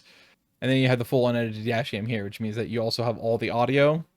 Anything that was said or done during this drive from Pacific City back home towards, you know, where I actually live, which is not technically Tennisborn, but because obviously I'm not going to be that risky He says that he probably actually is too risky with his dash cam chronicles because obviously his driving patterns and stuff are pretty obvious, and you keep coming back to the same general areas, so then it's probably pretty easy to pin where I do live. But and I think I've mentioned it a couple times before, but yeah, it's which is not smart because it's basically doxing yourself. But I'm also tiny and insignificant on the internet, so I'm sure long term I'll fucking regret it. But I hope I'm wrong about that because hopefully we'll live somewhere completely different, or at least I will live completely different by the time, God forbid, I get big enough that somebody might decide to be an idiot. And then the fucked up part of it is, unfortunately, that becomes somebody else's problem. Whoever didn't live here. Just kind of cruel, but might make it actually a little bit easier to get them to be like, stop being an idiot, dude. But yeah, that's where the whole Dash Cam Chronicles came from. Idea and concept, and then obviously this one, well, technically two, because I also have the drive to from Tennisborn to Tillamook.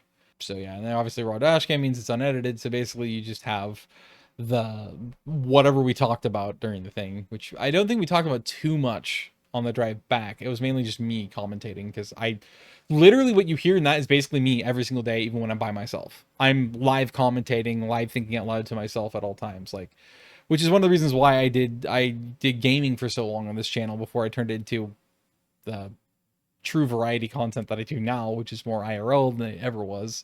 Because I just always am talking. I'm always thinking. I'm always imagining. I'm always addressing people and things that just don't exist. You know? I also realized I've been gesturing like a couple of times here near the end of this video to the screen that I'm not recording, which is on my channel. I just realized I'm not recording that. I'm just recording my face. So, whoops. Good old pinhead Dan. But yeah, so anyway, yeah, installed my dash cam on my thing, and then yeah, I did these walking tour videos. It actually didn't even start with those. It started with developments down the street for me, pretty much, of a baseline, technically Beaverton, basically the Almonica area. And that actually, there's one over here called Avalon, which used to be where a greenhouse / nursery was for the longest time, and then it's going to turn into a new development, and unfortunately, it's not going to be mixed use.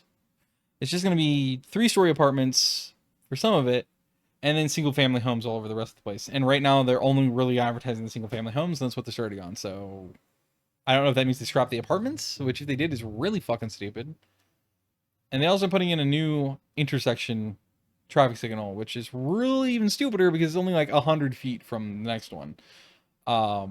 Which is just so fucking dumb. But like, hopefully that'll get people to also stop at the other intersection where that little stupid roundabout around the apartments already is.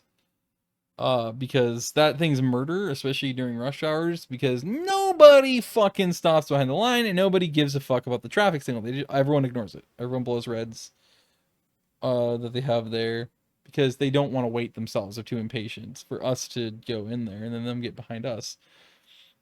So then everyone else gets stuck there, and it's just the dumbest thing in the world. And the train doesn't fucking help with the red line going through there anymore. That's murder. Anyway, but yeah, I started with a walk down baseline to kind of show off those. And that was in August, I think I did that.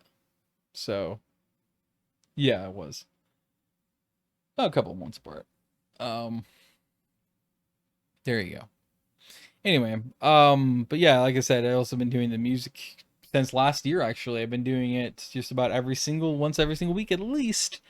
And I released a new album, by the way. My second ever album I released onto my music channel, Blue Sleuth Music. And you can actually look at my playlists. There's 2 music playlists on my channel on the Criminal Violin that's listed here. That is Danny Grogg's Lyrical Flow. There's the second one that's down there, and that's anything I've written lyrics for. Yeah, I don't know. It's just a lot of fun. And then yeah, the other one is the music by Danny Grogg, which is all music by me and not as the little floaty thing. And so this is going to contain predominantly all my instrumentals because the most of the music I make is always instrumental. And I do a plethora of varieties there. So if you don't want to go directly to the music channel, you can just hit that playlist that I have from that channel and give it a gander and enjoy it, because there's a lot of stuff on there. and it's really cool. So much variety of different kinds of music. There should be almost anything there. They have the all videos playlist, which is the playlist of all videos I've ever made and output and uploaded to my Trippin' Outdoors channel. Outdoors. Actually, now that I think about it, this reminds me. I just realized this. This is the year. 2025 is also a year where I had something else new happen, which is that it's the year that I was able to make by far the most videos and do the most stuff. And I did do the most stuff I've ever have for my Trip Reports on Outdoors channel, Trippin' Outdoors, which is really fucking fun and cool. Obviously Trip Reports are always on transit, so I not only decided to, this is because I improvised, because I'm like, well, as compensation for trying screwing over my first attempt to make a 115-mile loop using only local transit, just almost trying to, as a challenge to see if I could pull it off and make it happen. Which you're gonna have to find out for yourself if you wink wink. Because I failed it because TriMet screwed me over the first time. I decided to record a video of the completely new route of the TriMet's 47 bus route, because they had just freshly rerouted it, and I'm like, well, fuck it. I'm already at Hillsborough Transit Center on the west end of that line. Let's fucking ride it. And so I recorded that. And there's the full version, and then there's the short version. And that's something else I've been really trying to do this year, is do parts on the main channel, Criminal Violin, if it's a longer thing, instead of just one long video, and then just split it into parts, basically. Or put out the full long video, and then excerpts of it in short forms, like I did with the whole thing about why Oregon and Oregonians, despite being some of the most pro-transit in the entire country in the United States, keep turning down and rejecting any transportation funding packages. This is a big, long expose from an Oregonian myself, born and raised, who's very diehard transit fanatic and everything else. And then, you got a kind of almost an intimate inside angle on it.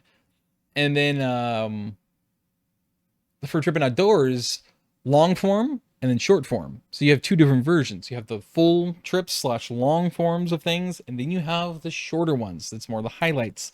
I've been doing that a lot this year too. So I have, that 47, and then eventually I did get to make the attempt at the 150-mile long loop, kind of miles in transit-esque. I went and I took them, and what I did is I first uploaded each of the bus trips I took along the lines and along this loop attempt, and then I finally uploaded the whole thing. Obviously edited down, but still a lot more involved, so that way you got still a very different perspective in video, some of the same, but mostly different, in about an hour for the full can you make a 150-mile long loop. So I have the 33 south of YCTA, taking that, so Yamhill County, taking it from Hillsborough Transit Center down to McMinnville Transit Center. And then I have the long form, the full on, which is 50 minutes, and then 21 minutes for the short form of that.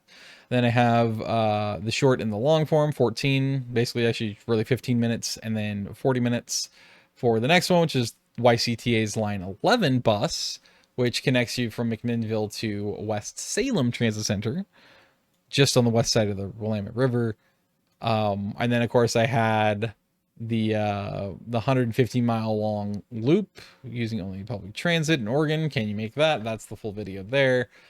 Then I have the summer drive from Tillamook to Niagara Falls, aka Niagara. I don't know why Niagara said Niagara when it's spelled Niagara, but sure.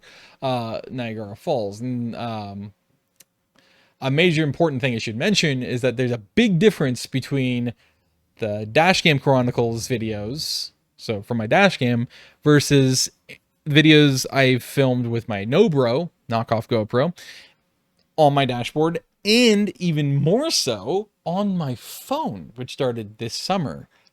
That summer drive from Tillamook to Niagara Falls,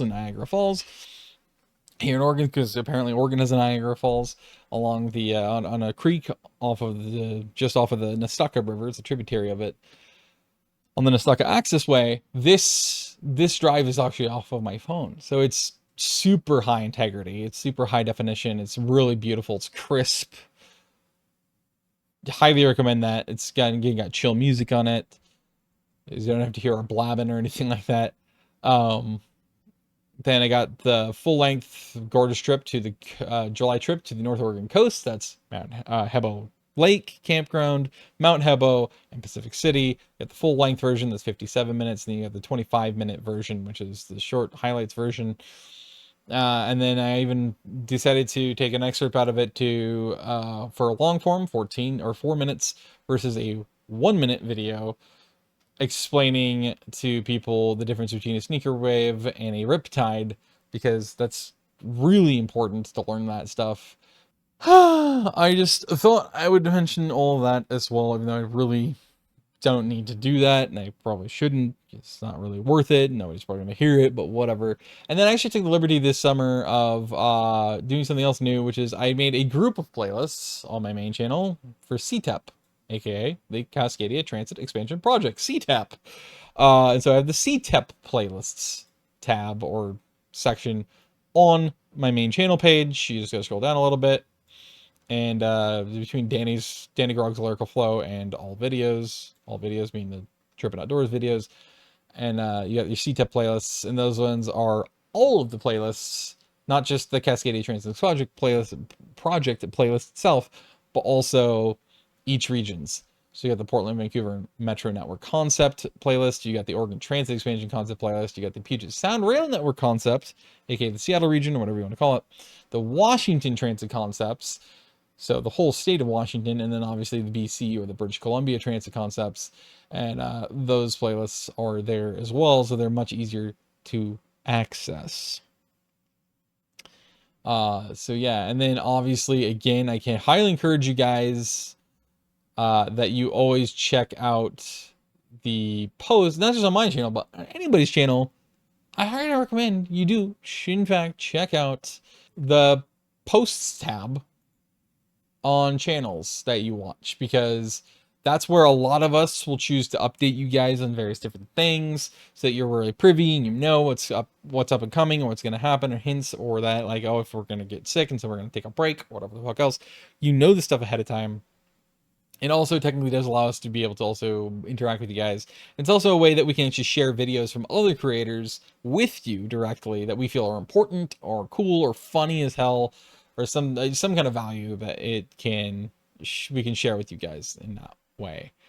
That said, yeah, this year, like I said, it's been a whirlwind. It's been so much shit happening this year in my life, and I'm overall just really thankful for the experiences and the lessons that it's taught me, especially about myself, the confirmation and affirmation that's given me, and I'm really thankful and I'm genuinely happy about how this year went because of that, especially.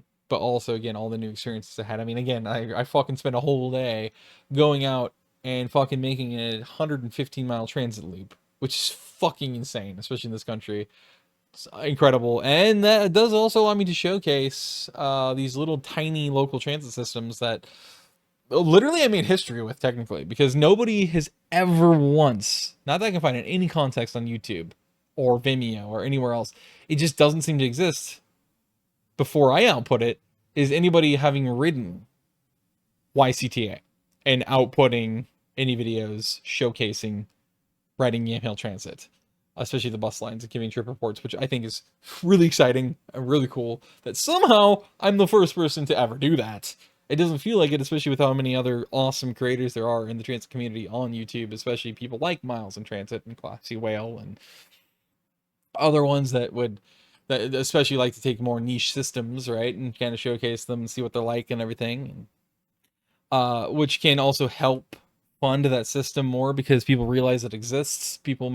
Some transit fans might actually decide to say, hey, fuck it, let's try riding this, like, let's give it a shot, let's see what it's like, like, I think that's really cool. It helps indirectly give a lot of support to the systems. I should have live streamed this, is what I should have done, but oh well. Anyway, yeah.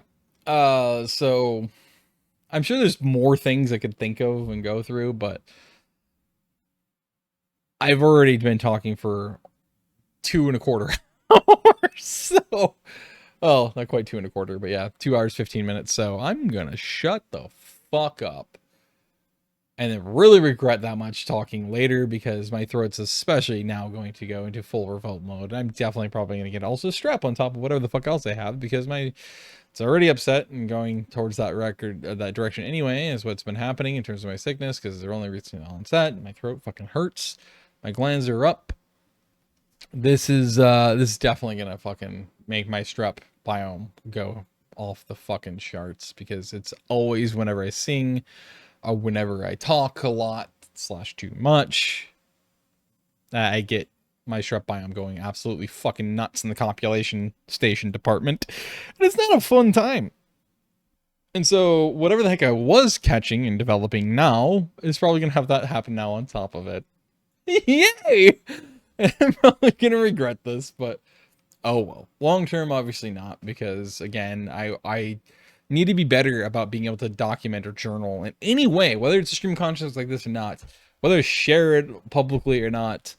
It's really important to be able to kind of give yourself a full picture. Allow yourself to be able to acknowledge the negative feelings and the negative aspects of certain things while still doing the full picture so that you can also acknowledge the positives, sometimes within the negatives.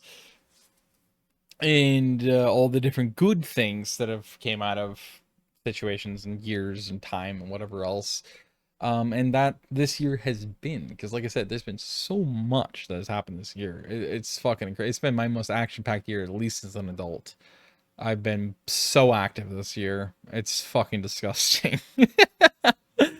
Oh, goodness gracious. Anyway, yeah.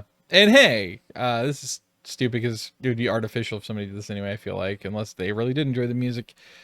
But feel free to subscribe to my channel. I only need one more subscriber to Blue Sleuth Music, and my music channel will have 100 subscribers, which I think would be a epic way to end the year, and it would be so gratifying and satisfying, the most of all of it, because I love making music, man, and I've been that's actually another thing that happened this year. I've gotten so much more into music than I ever have been. Like, it's just really taking me over to where, like, I might actually say fuck it, especially if I actually end up getting SSI and quicker than expected this coming year in 2026, or win the lottery. Unlikely, but who knows, or whatever the fuck else might happen. Use that money to invest in actually selling some music, but more specifically to actually get myself to be healthier, in a healthier space mentally, to be able to accept that I may never really like how I sound vocally, but a lot of people for some reason love my singing voice. I think it's one of the most blood-curdling sounds I've ever heard in my life. I think it sounds god-awful. I absolutely hate it. But then again, there's so many legendary musical artists and vocalists that people adore and think sound amazing to this day. Everyone thinks they are great. I'm sitting here like, I think they sound fucking terrible. So I need to get into a headspace where I can get through to be able to have the right kind of therapy, but also vocal training, so that way I can actually get comfortable, no longer have any anxiety, and be comfortable as fuck and say, I'm just gonna fuck, even if I never listen to myself sing or any of my tracks vocally, I'm gonna fucking sing, I'm gonna give some vocals, and I'm gonna fucking have fun with it. If it works, it works. If it doesn't, it doesn't. I don't give a fuck. Let's do this thing.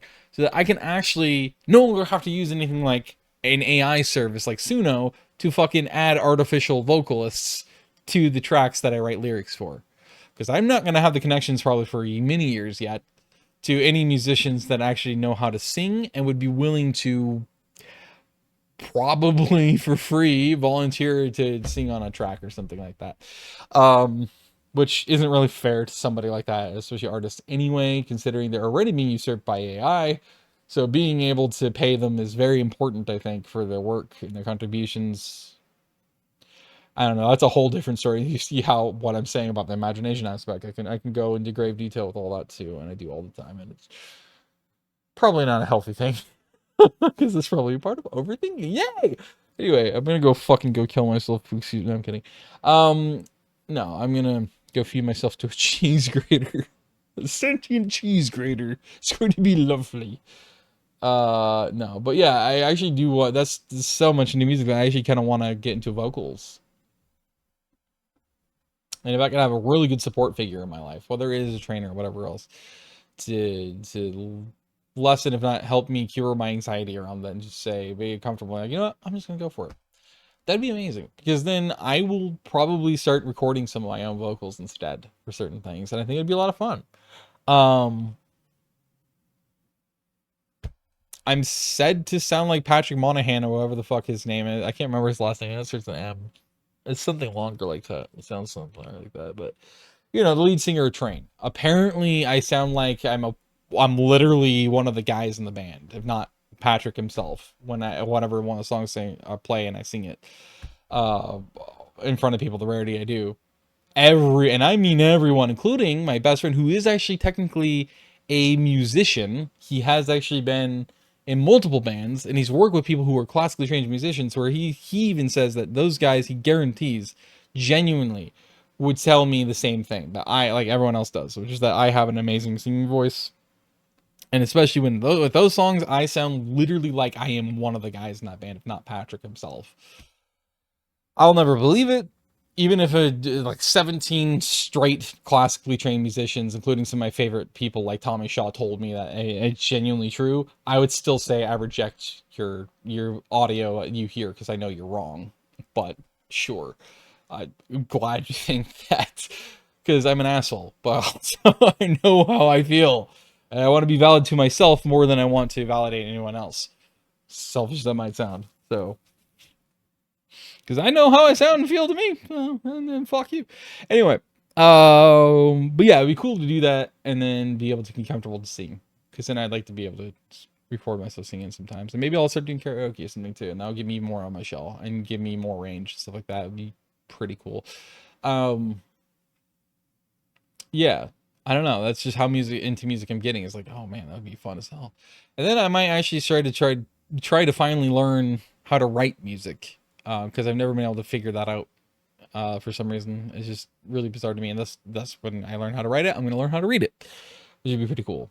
Um, go from there. I think it'd be awesome because right now it's just I always whenever I make music, it's just an audio puzzle.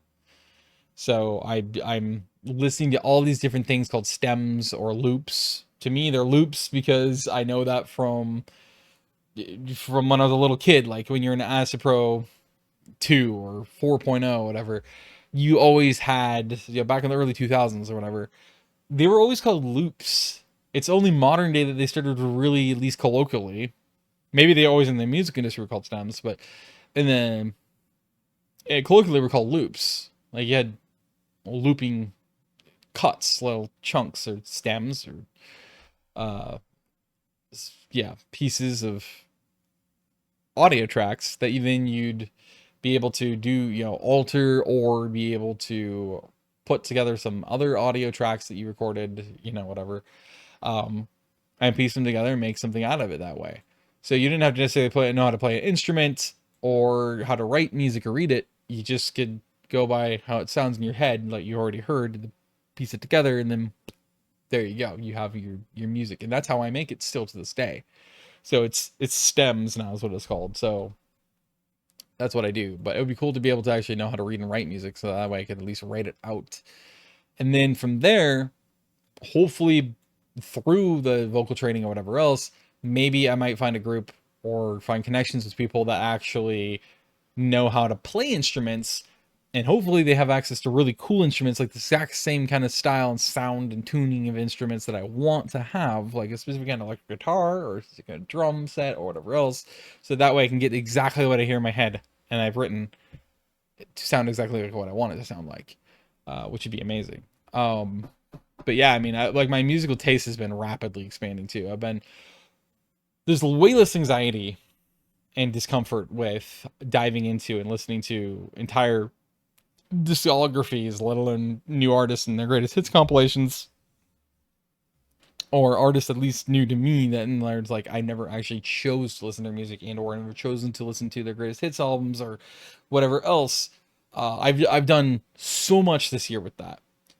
Because I've always been very stubborn when it comes down to that, because I've always been very anxious, to where it took me until like 2 or 3 years ago to finally listen to the entire discography of Styx. That's been my favorite band of my whole life.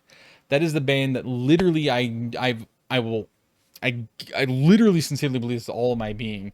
That is literally a part of my being. Is it a part of my vibration? Is it a part of my blood? Is it a part of my DNA now? I genuinely believe it is. Like, that's how important that is to me. That band is to me, their music is, because they literally kept me alive when I should not have been able to live for 3 straight years under the traumatic hell that I had to live through being stuck with my dad for that period of time. And literally, like, the blood pressure and the heart rate I had at rest, let alone at peak, was fucking literally liquidating levels. Like, literally my heart should have turned to fucking liquid because it would have overheated so badly. And somehow I'm still here. And the only way I sincerely believe I managed to put through that, besides my own willpower, my own stubbornness in that aspect, is that music. It really is. So that's despite all that being true. It still took me until 2 or 3 years ago. Actually, it might have been like 4 years ago now. I think it was like 2 or 3 though. Might have been 4. I don't know. Maybe I should verify that by looking, but I'm not going to. To finally listen to the entire discography of Styx. I genuinely just only listened to the hits. Like, I was too terrified that I might find I do not like some of the music. And of course I was very wrong about that. But like, that anxiety, right? That distrust of like, I don't want to ruin my experience and my feelings. And so this year has been by far the most adventurous I've ever been in terms of music. It's still like exclusively rock, but you know, classic rock. But you've heard nothing. No, I've been on such a Doobie Brothers kick this year. It's fucking ridiculous. Earlier in the year, second time big glut of it in summer, and then another big surge of it here recently. I've just been such a Doobie Brothers kick, and then twice this year for Foreigner, which is unexpected as fuck for me, but I genuinely thoroughly enjoy Foreigner's music. One of the very first ones I actually did that with, ironically, although it was the Greatest Hits compilation a few years ago, was actually one of the very first bands I did that with, was ironically Def Leppard. I don't even know why. I think it was just because I really love the drums and the power of Pour Some Sugar on Me, and so I'm like, fuck it, I'll listen to their Greatest Hits. Very disappointed. It's just the same track pretty much over and over and over again, especially after those first 5 hits. It's just the same exact music over and over and over again, just the slightest bit altered and then different lyrics. It really is. Like, I don't understand what people like about Def Leppard because of that. It's just repetitious as fuck. It's like there's no real uniqueness to any of their tracks. I just don't get it. I don't like Hysteria. I know that much. Everyone loves Hysteria. I don't like Hysteria. It's not good to me. Uh, but yeah, I love that, man. Toto, another huge one over the last couple of years. I've just been, especially this year, I've really gotten into.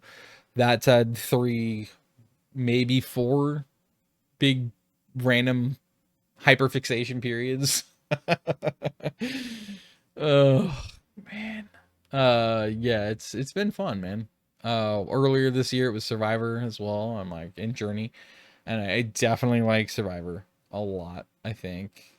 So yeah, definitely now a diehard Doobie Brothers and Toto fan.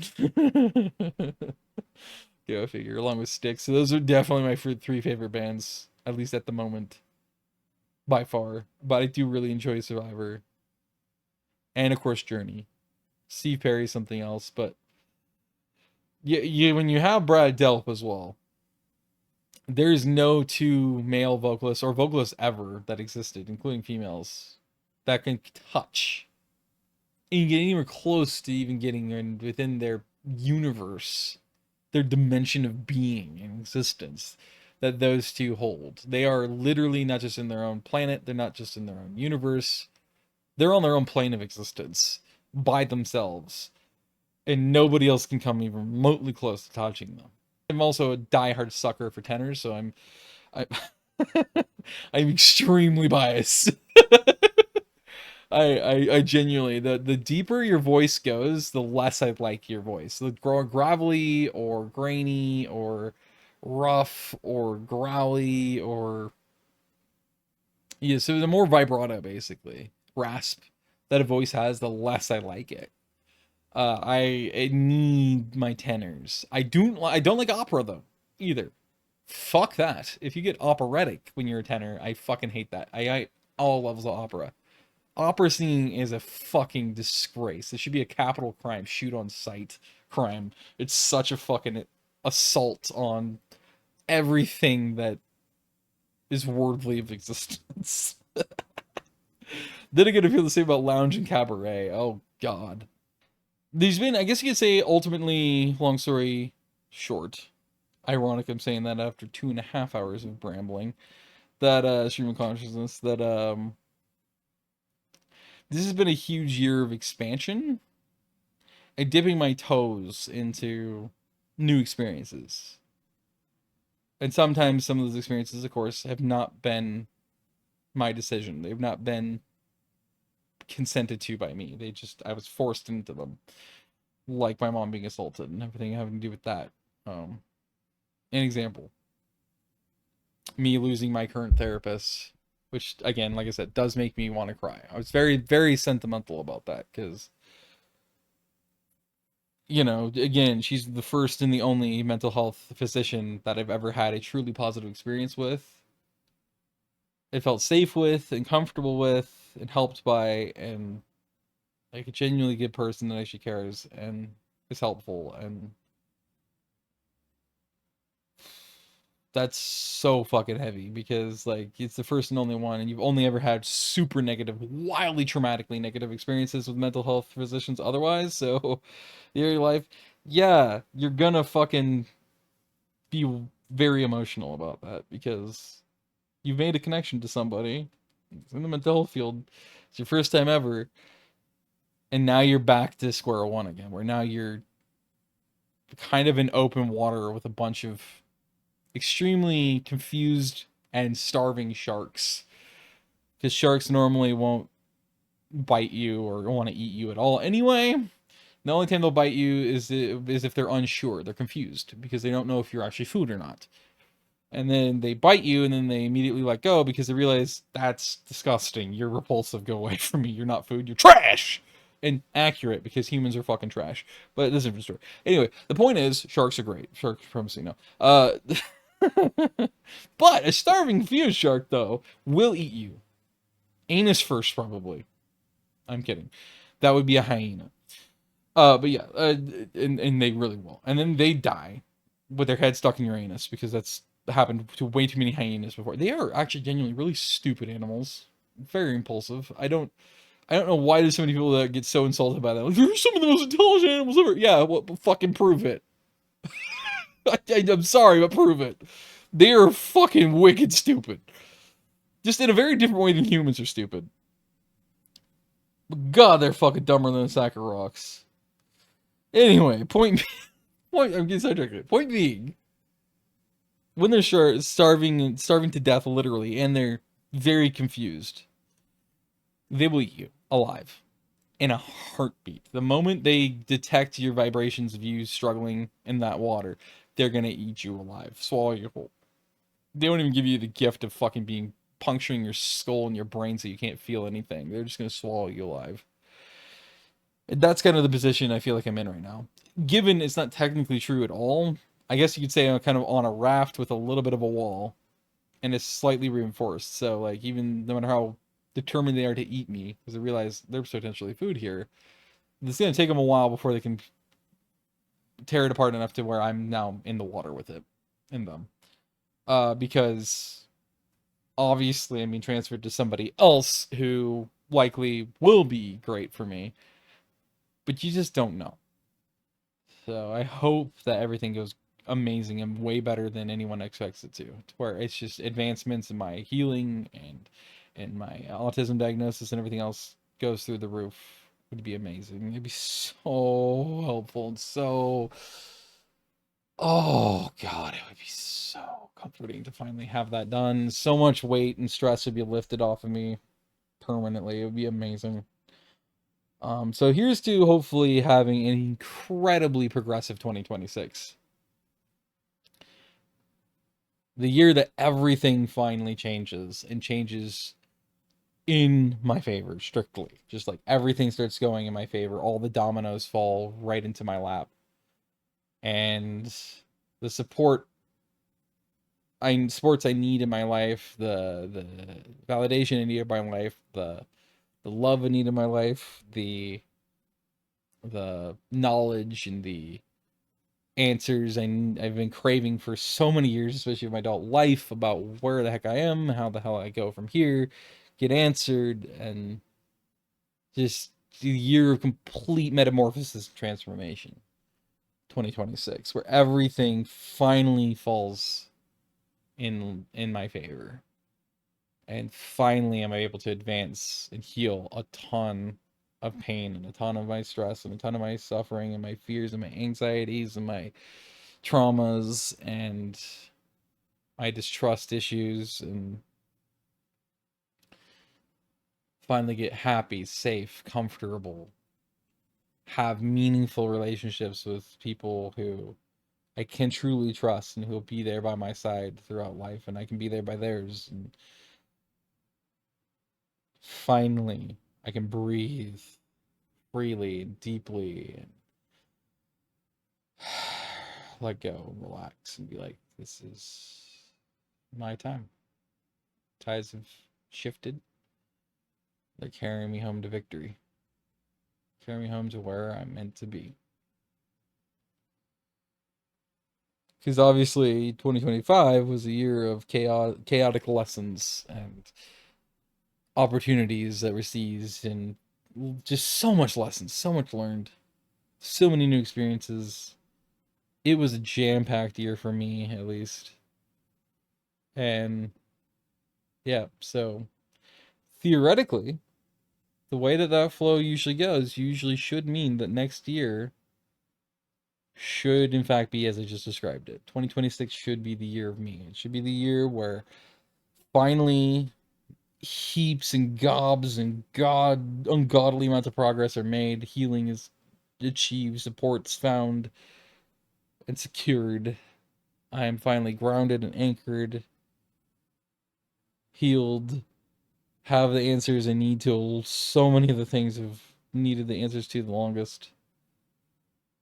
And I can just finally breathe a sigh of relief and let go. And truly flow forward into my best life. Into my happiest I could possibly, anyone could ever be. That is 2026. Let's hope it does in fact go that direction.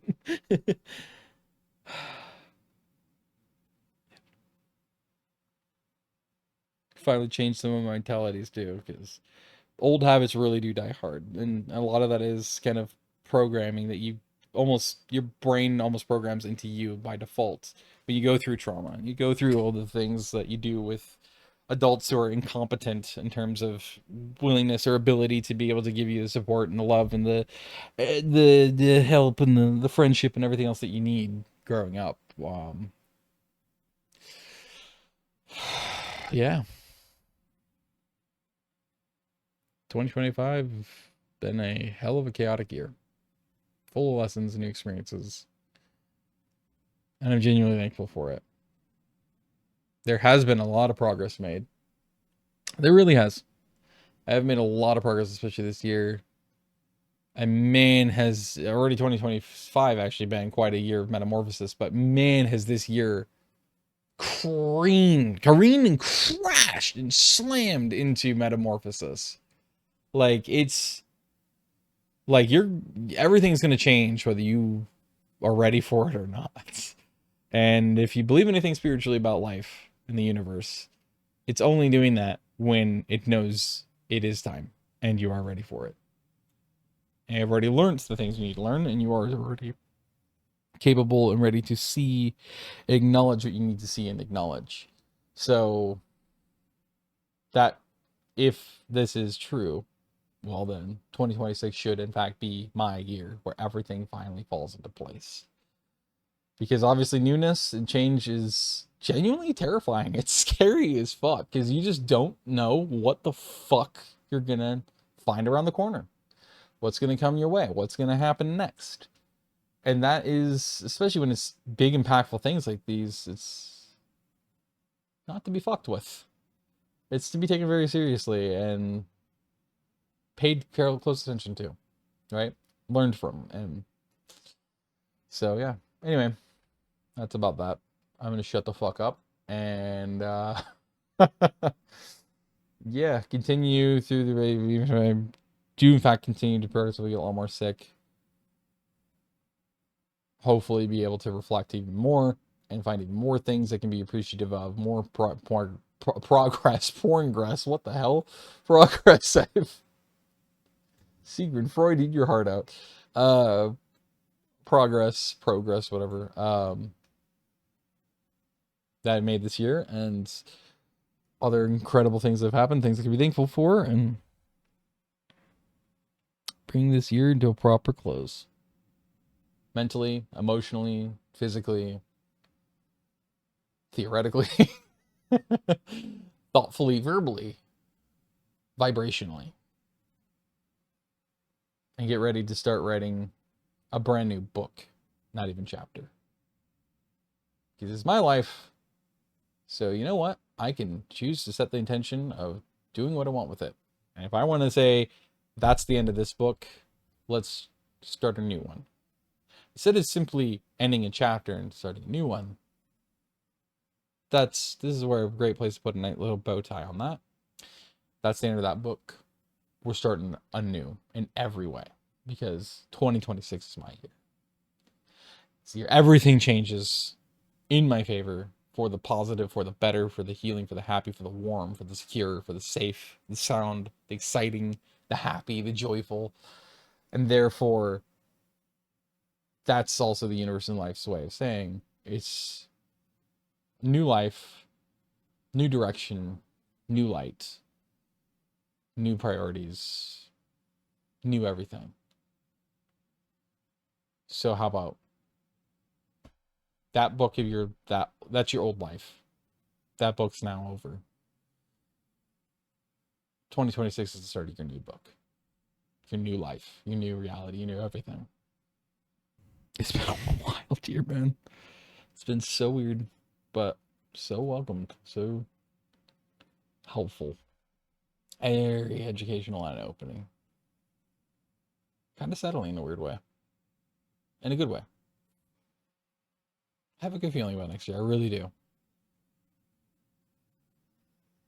I think a lot of what I've been dreaming of and begging for is going to come my way next year. I can feel it. I really can. So it's kind of exciting. So thank you for this year. Everything that happened in it. Here's the next.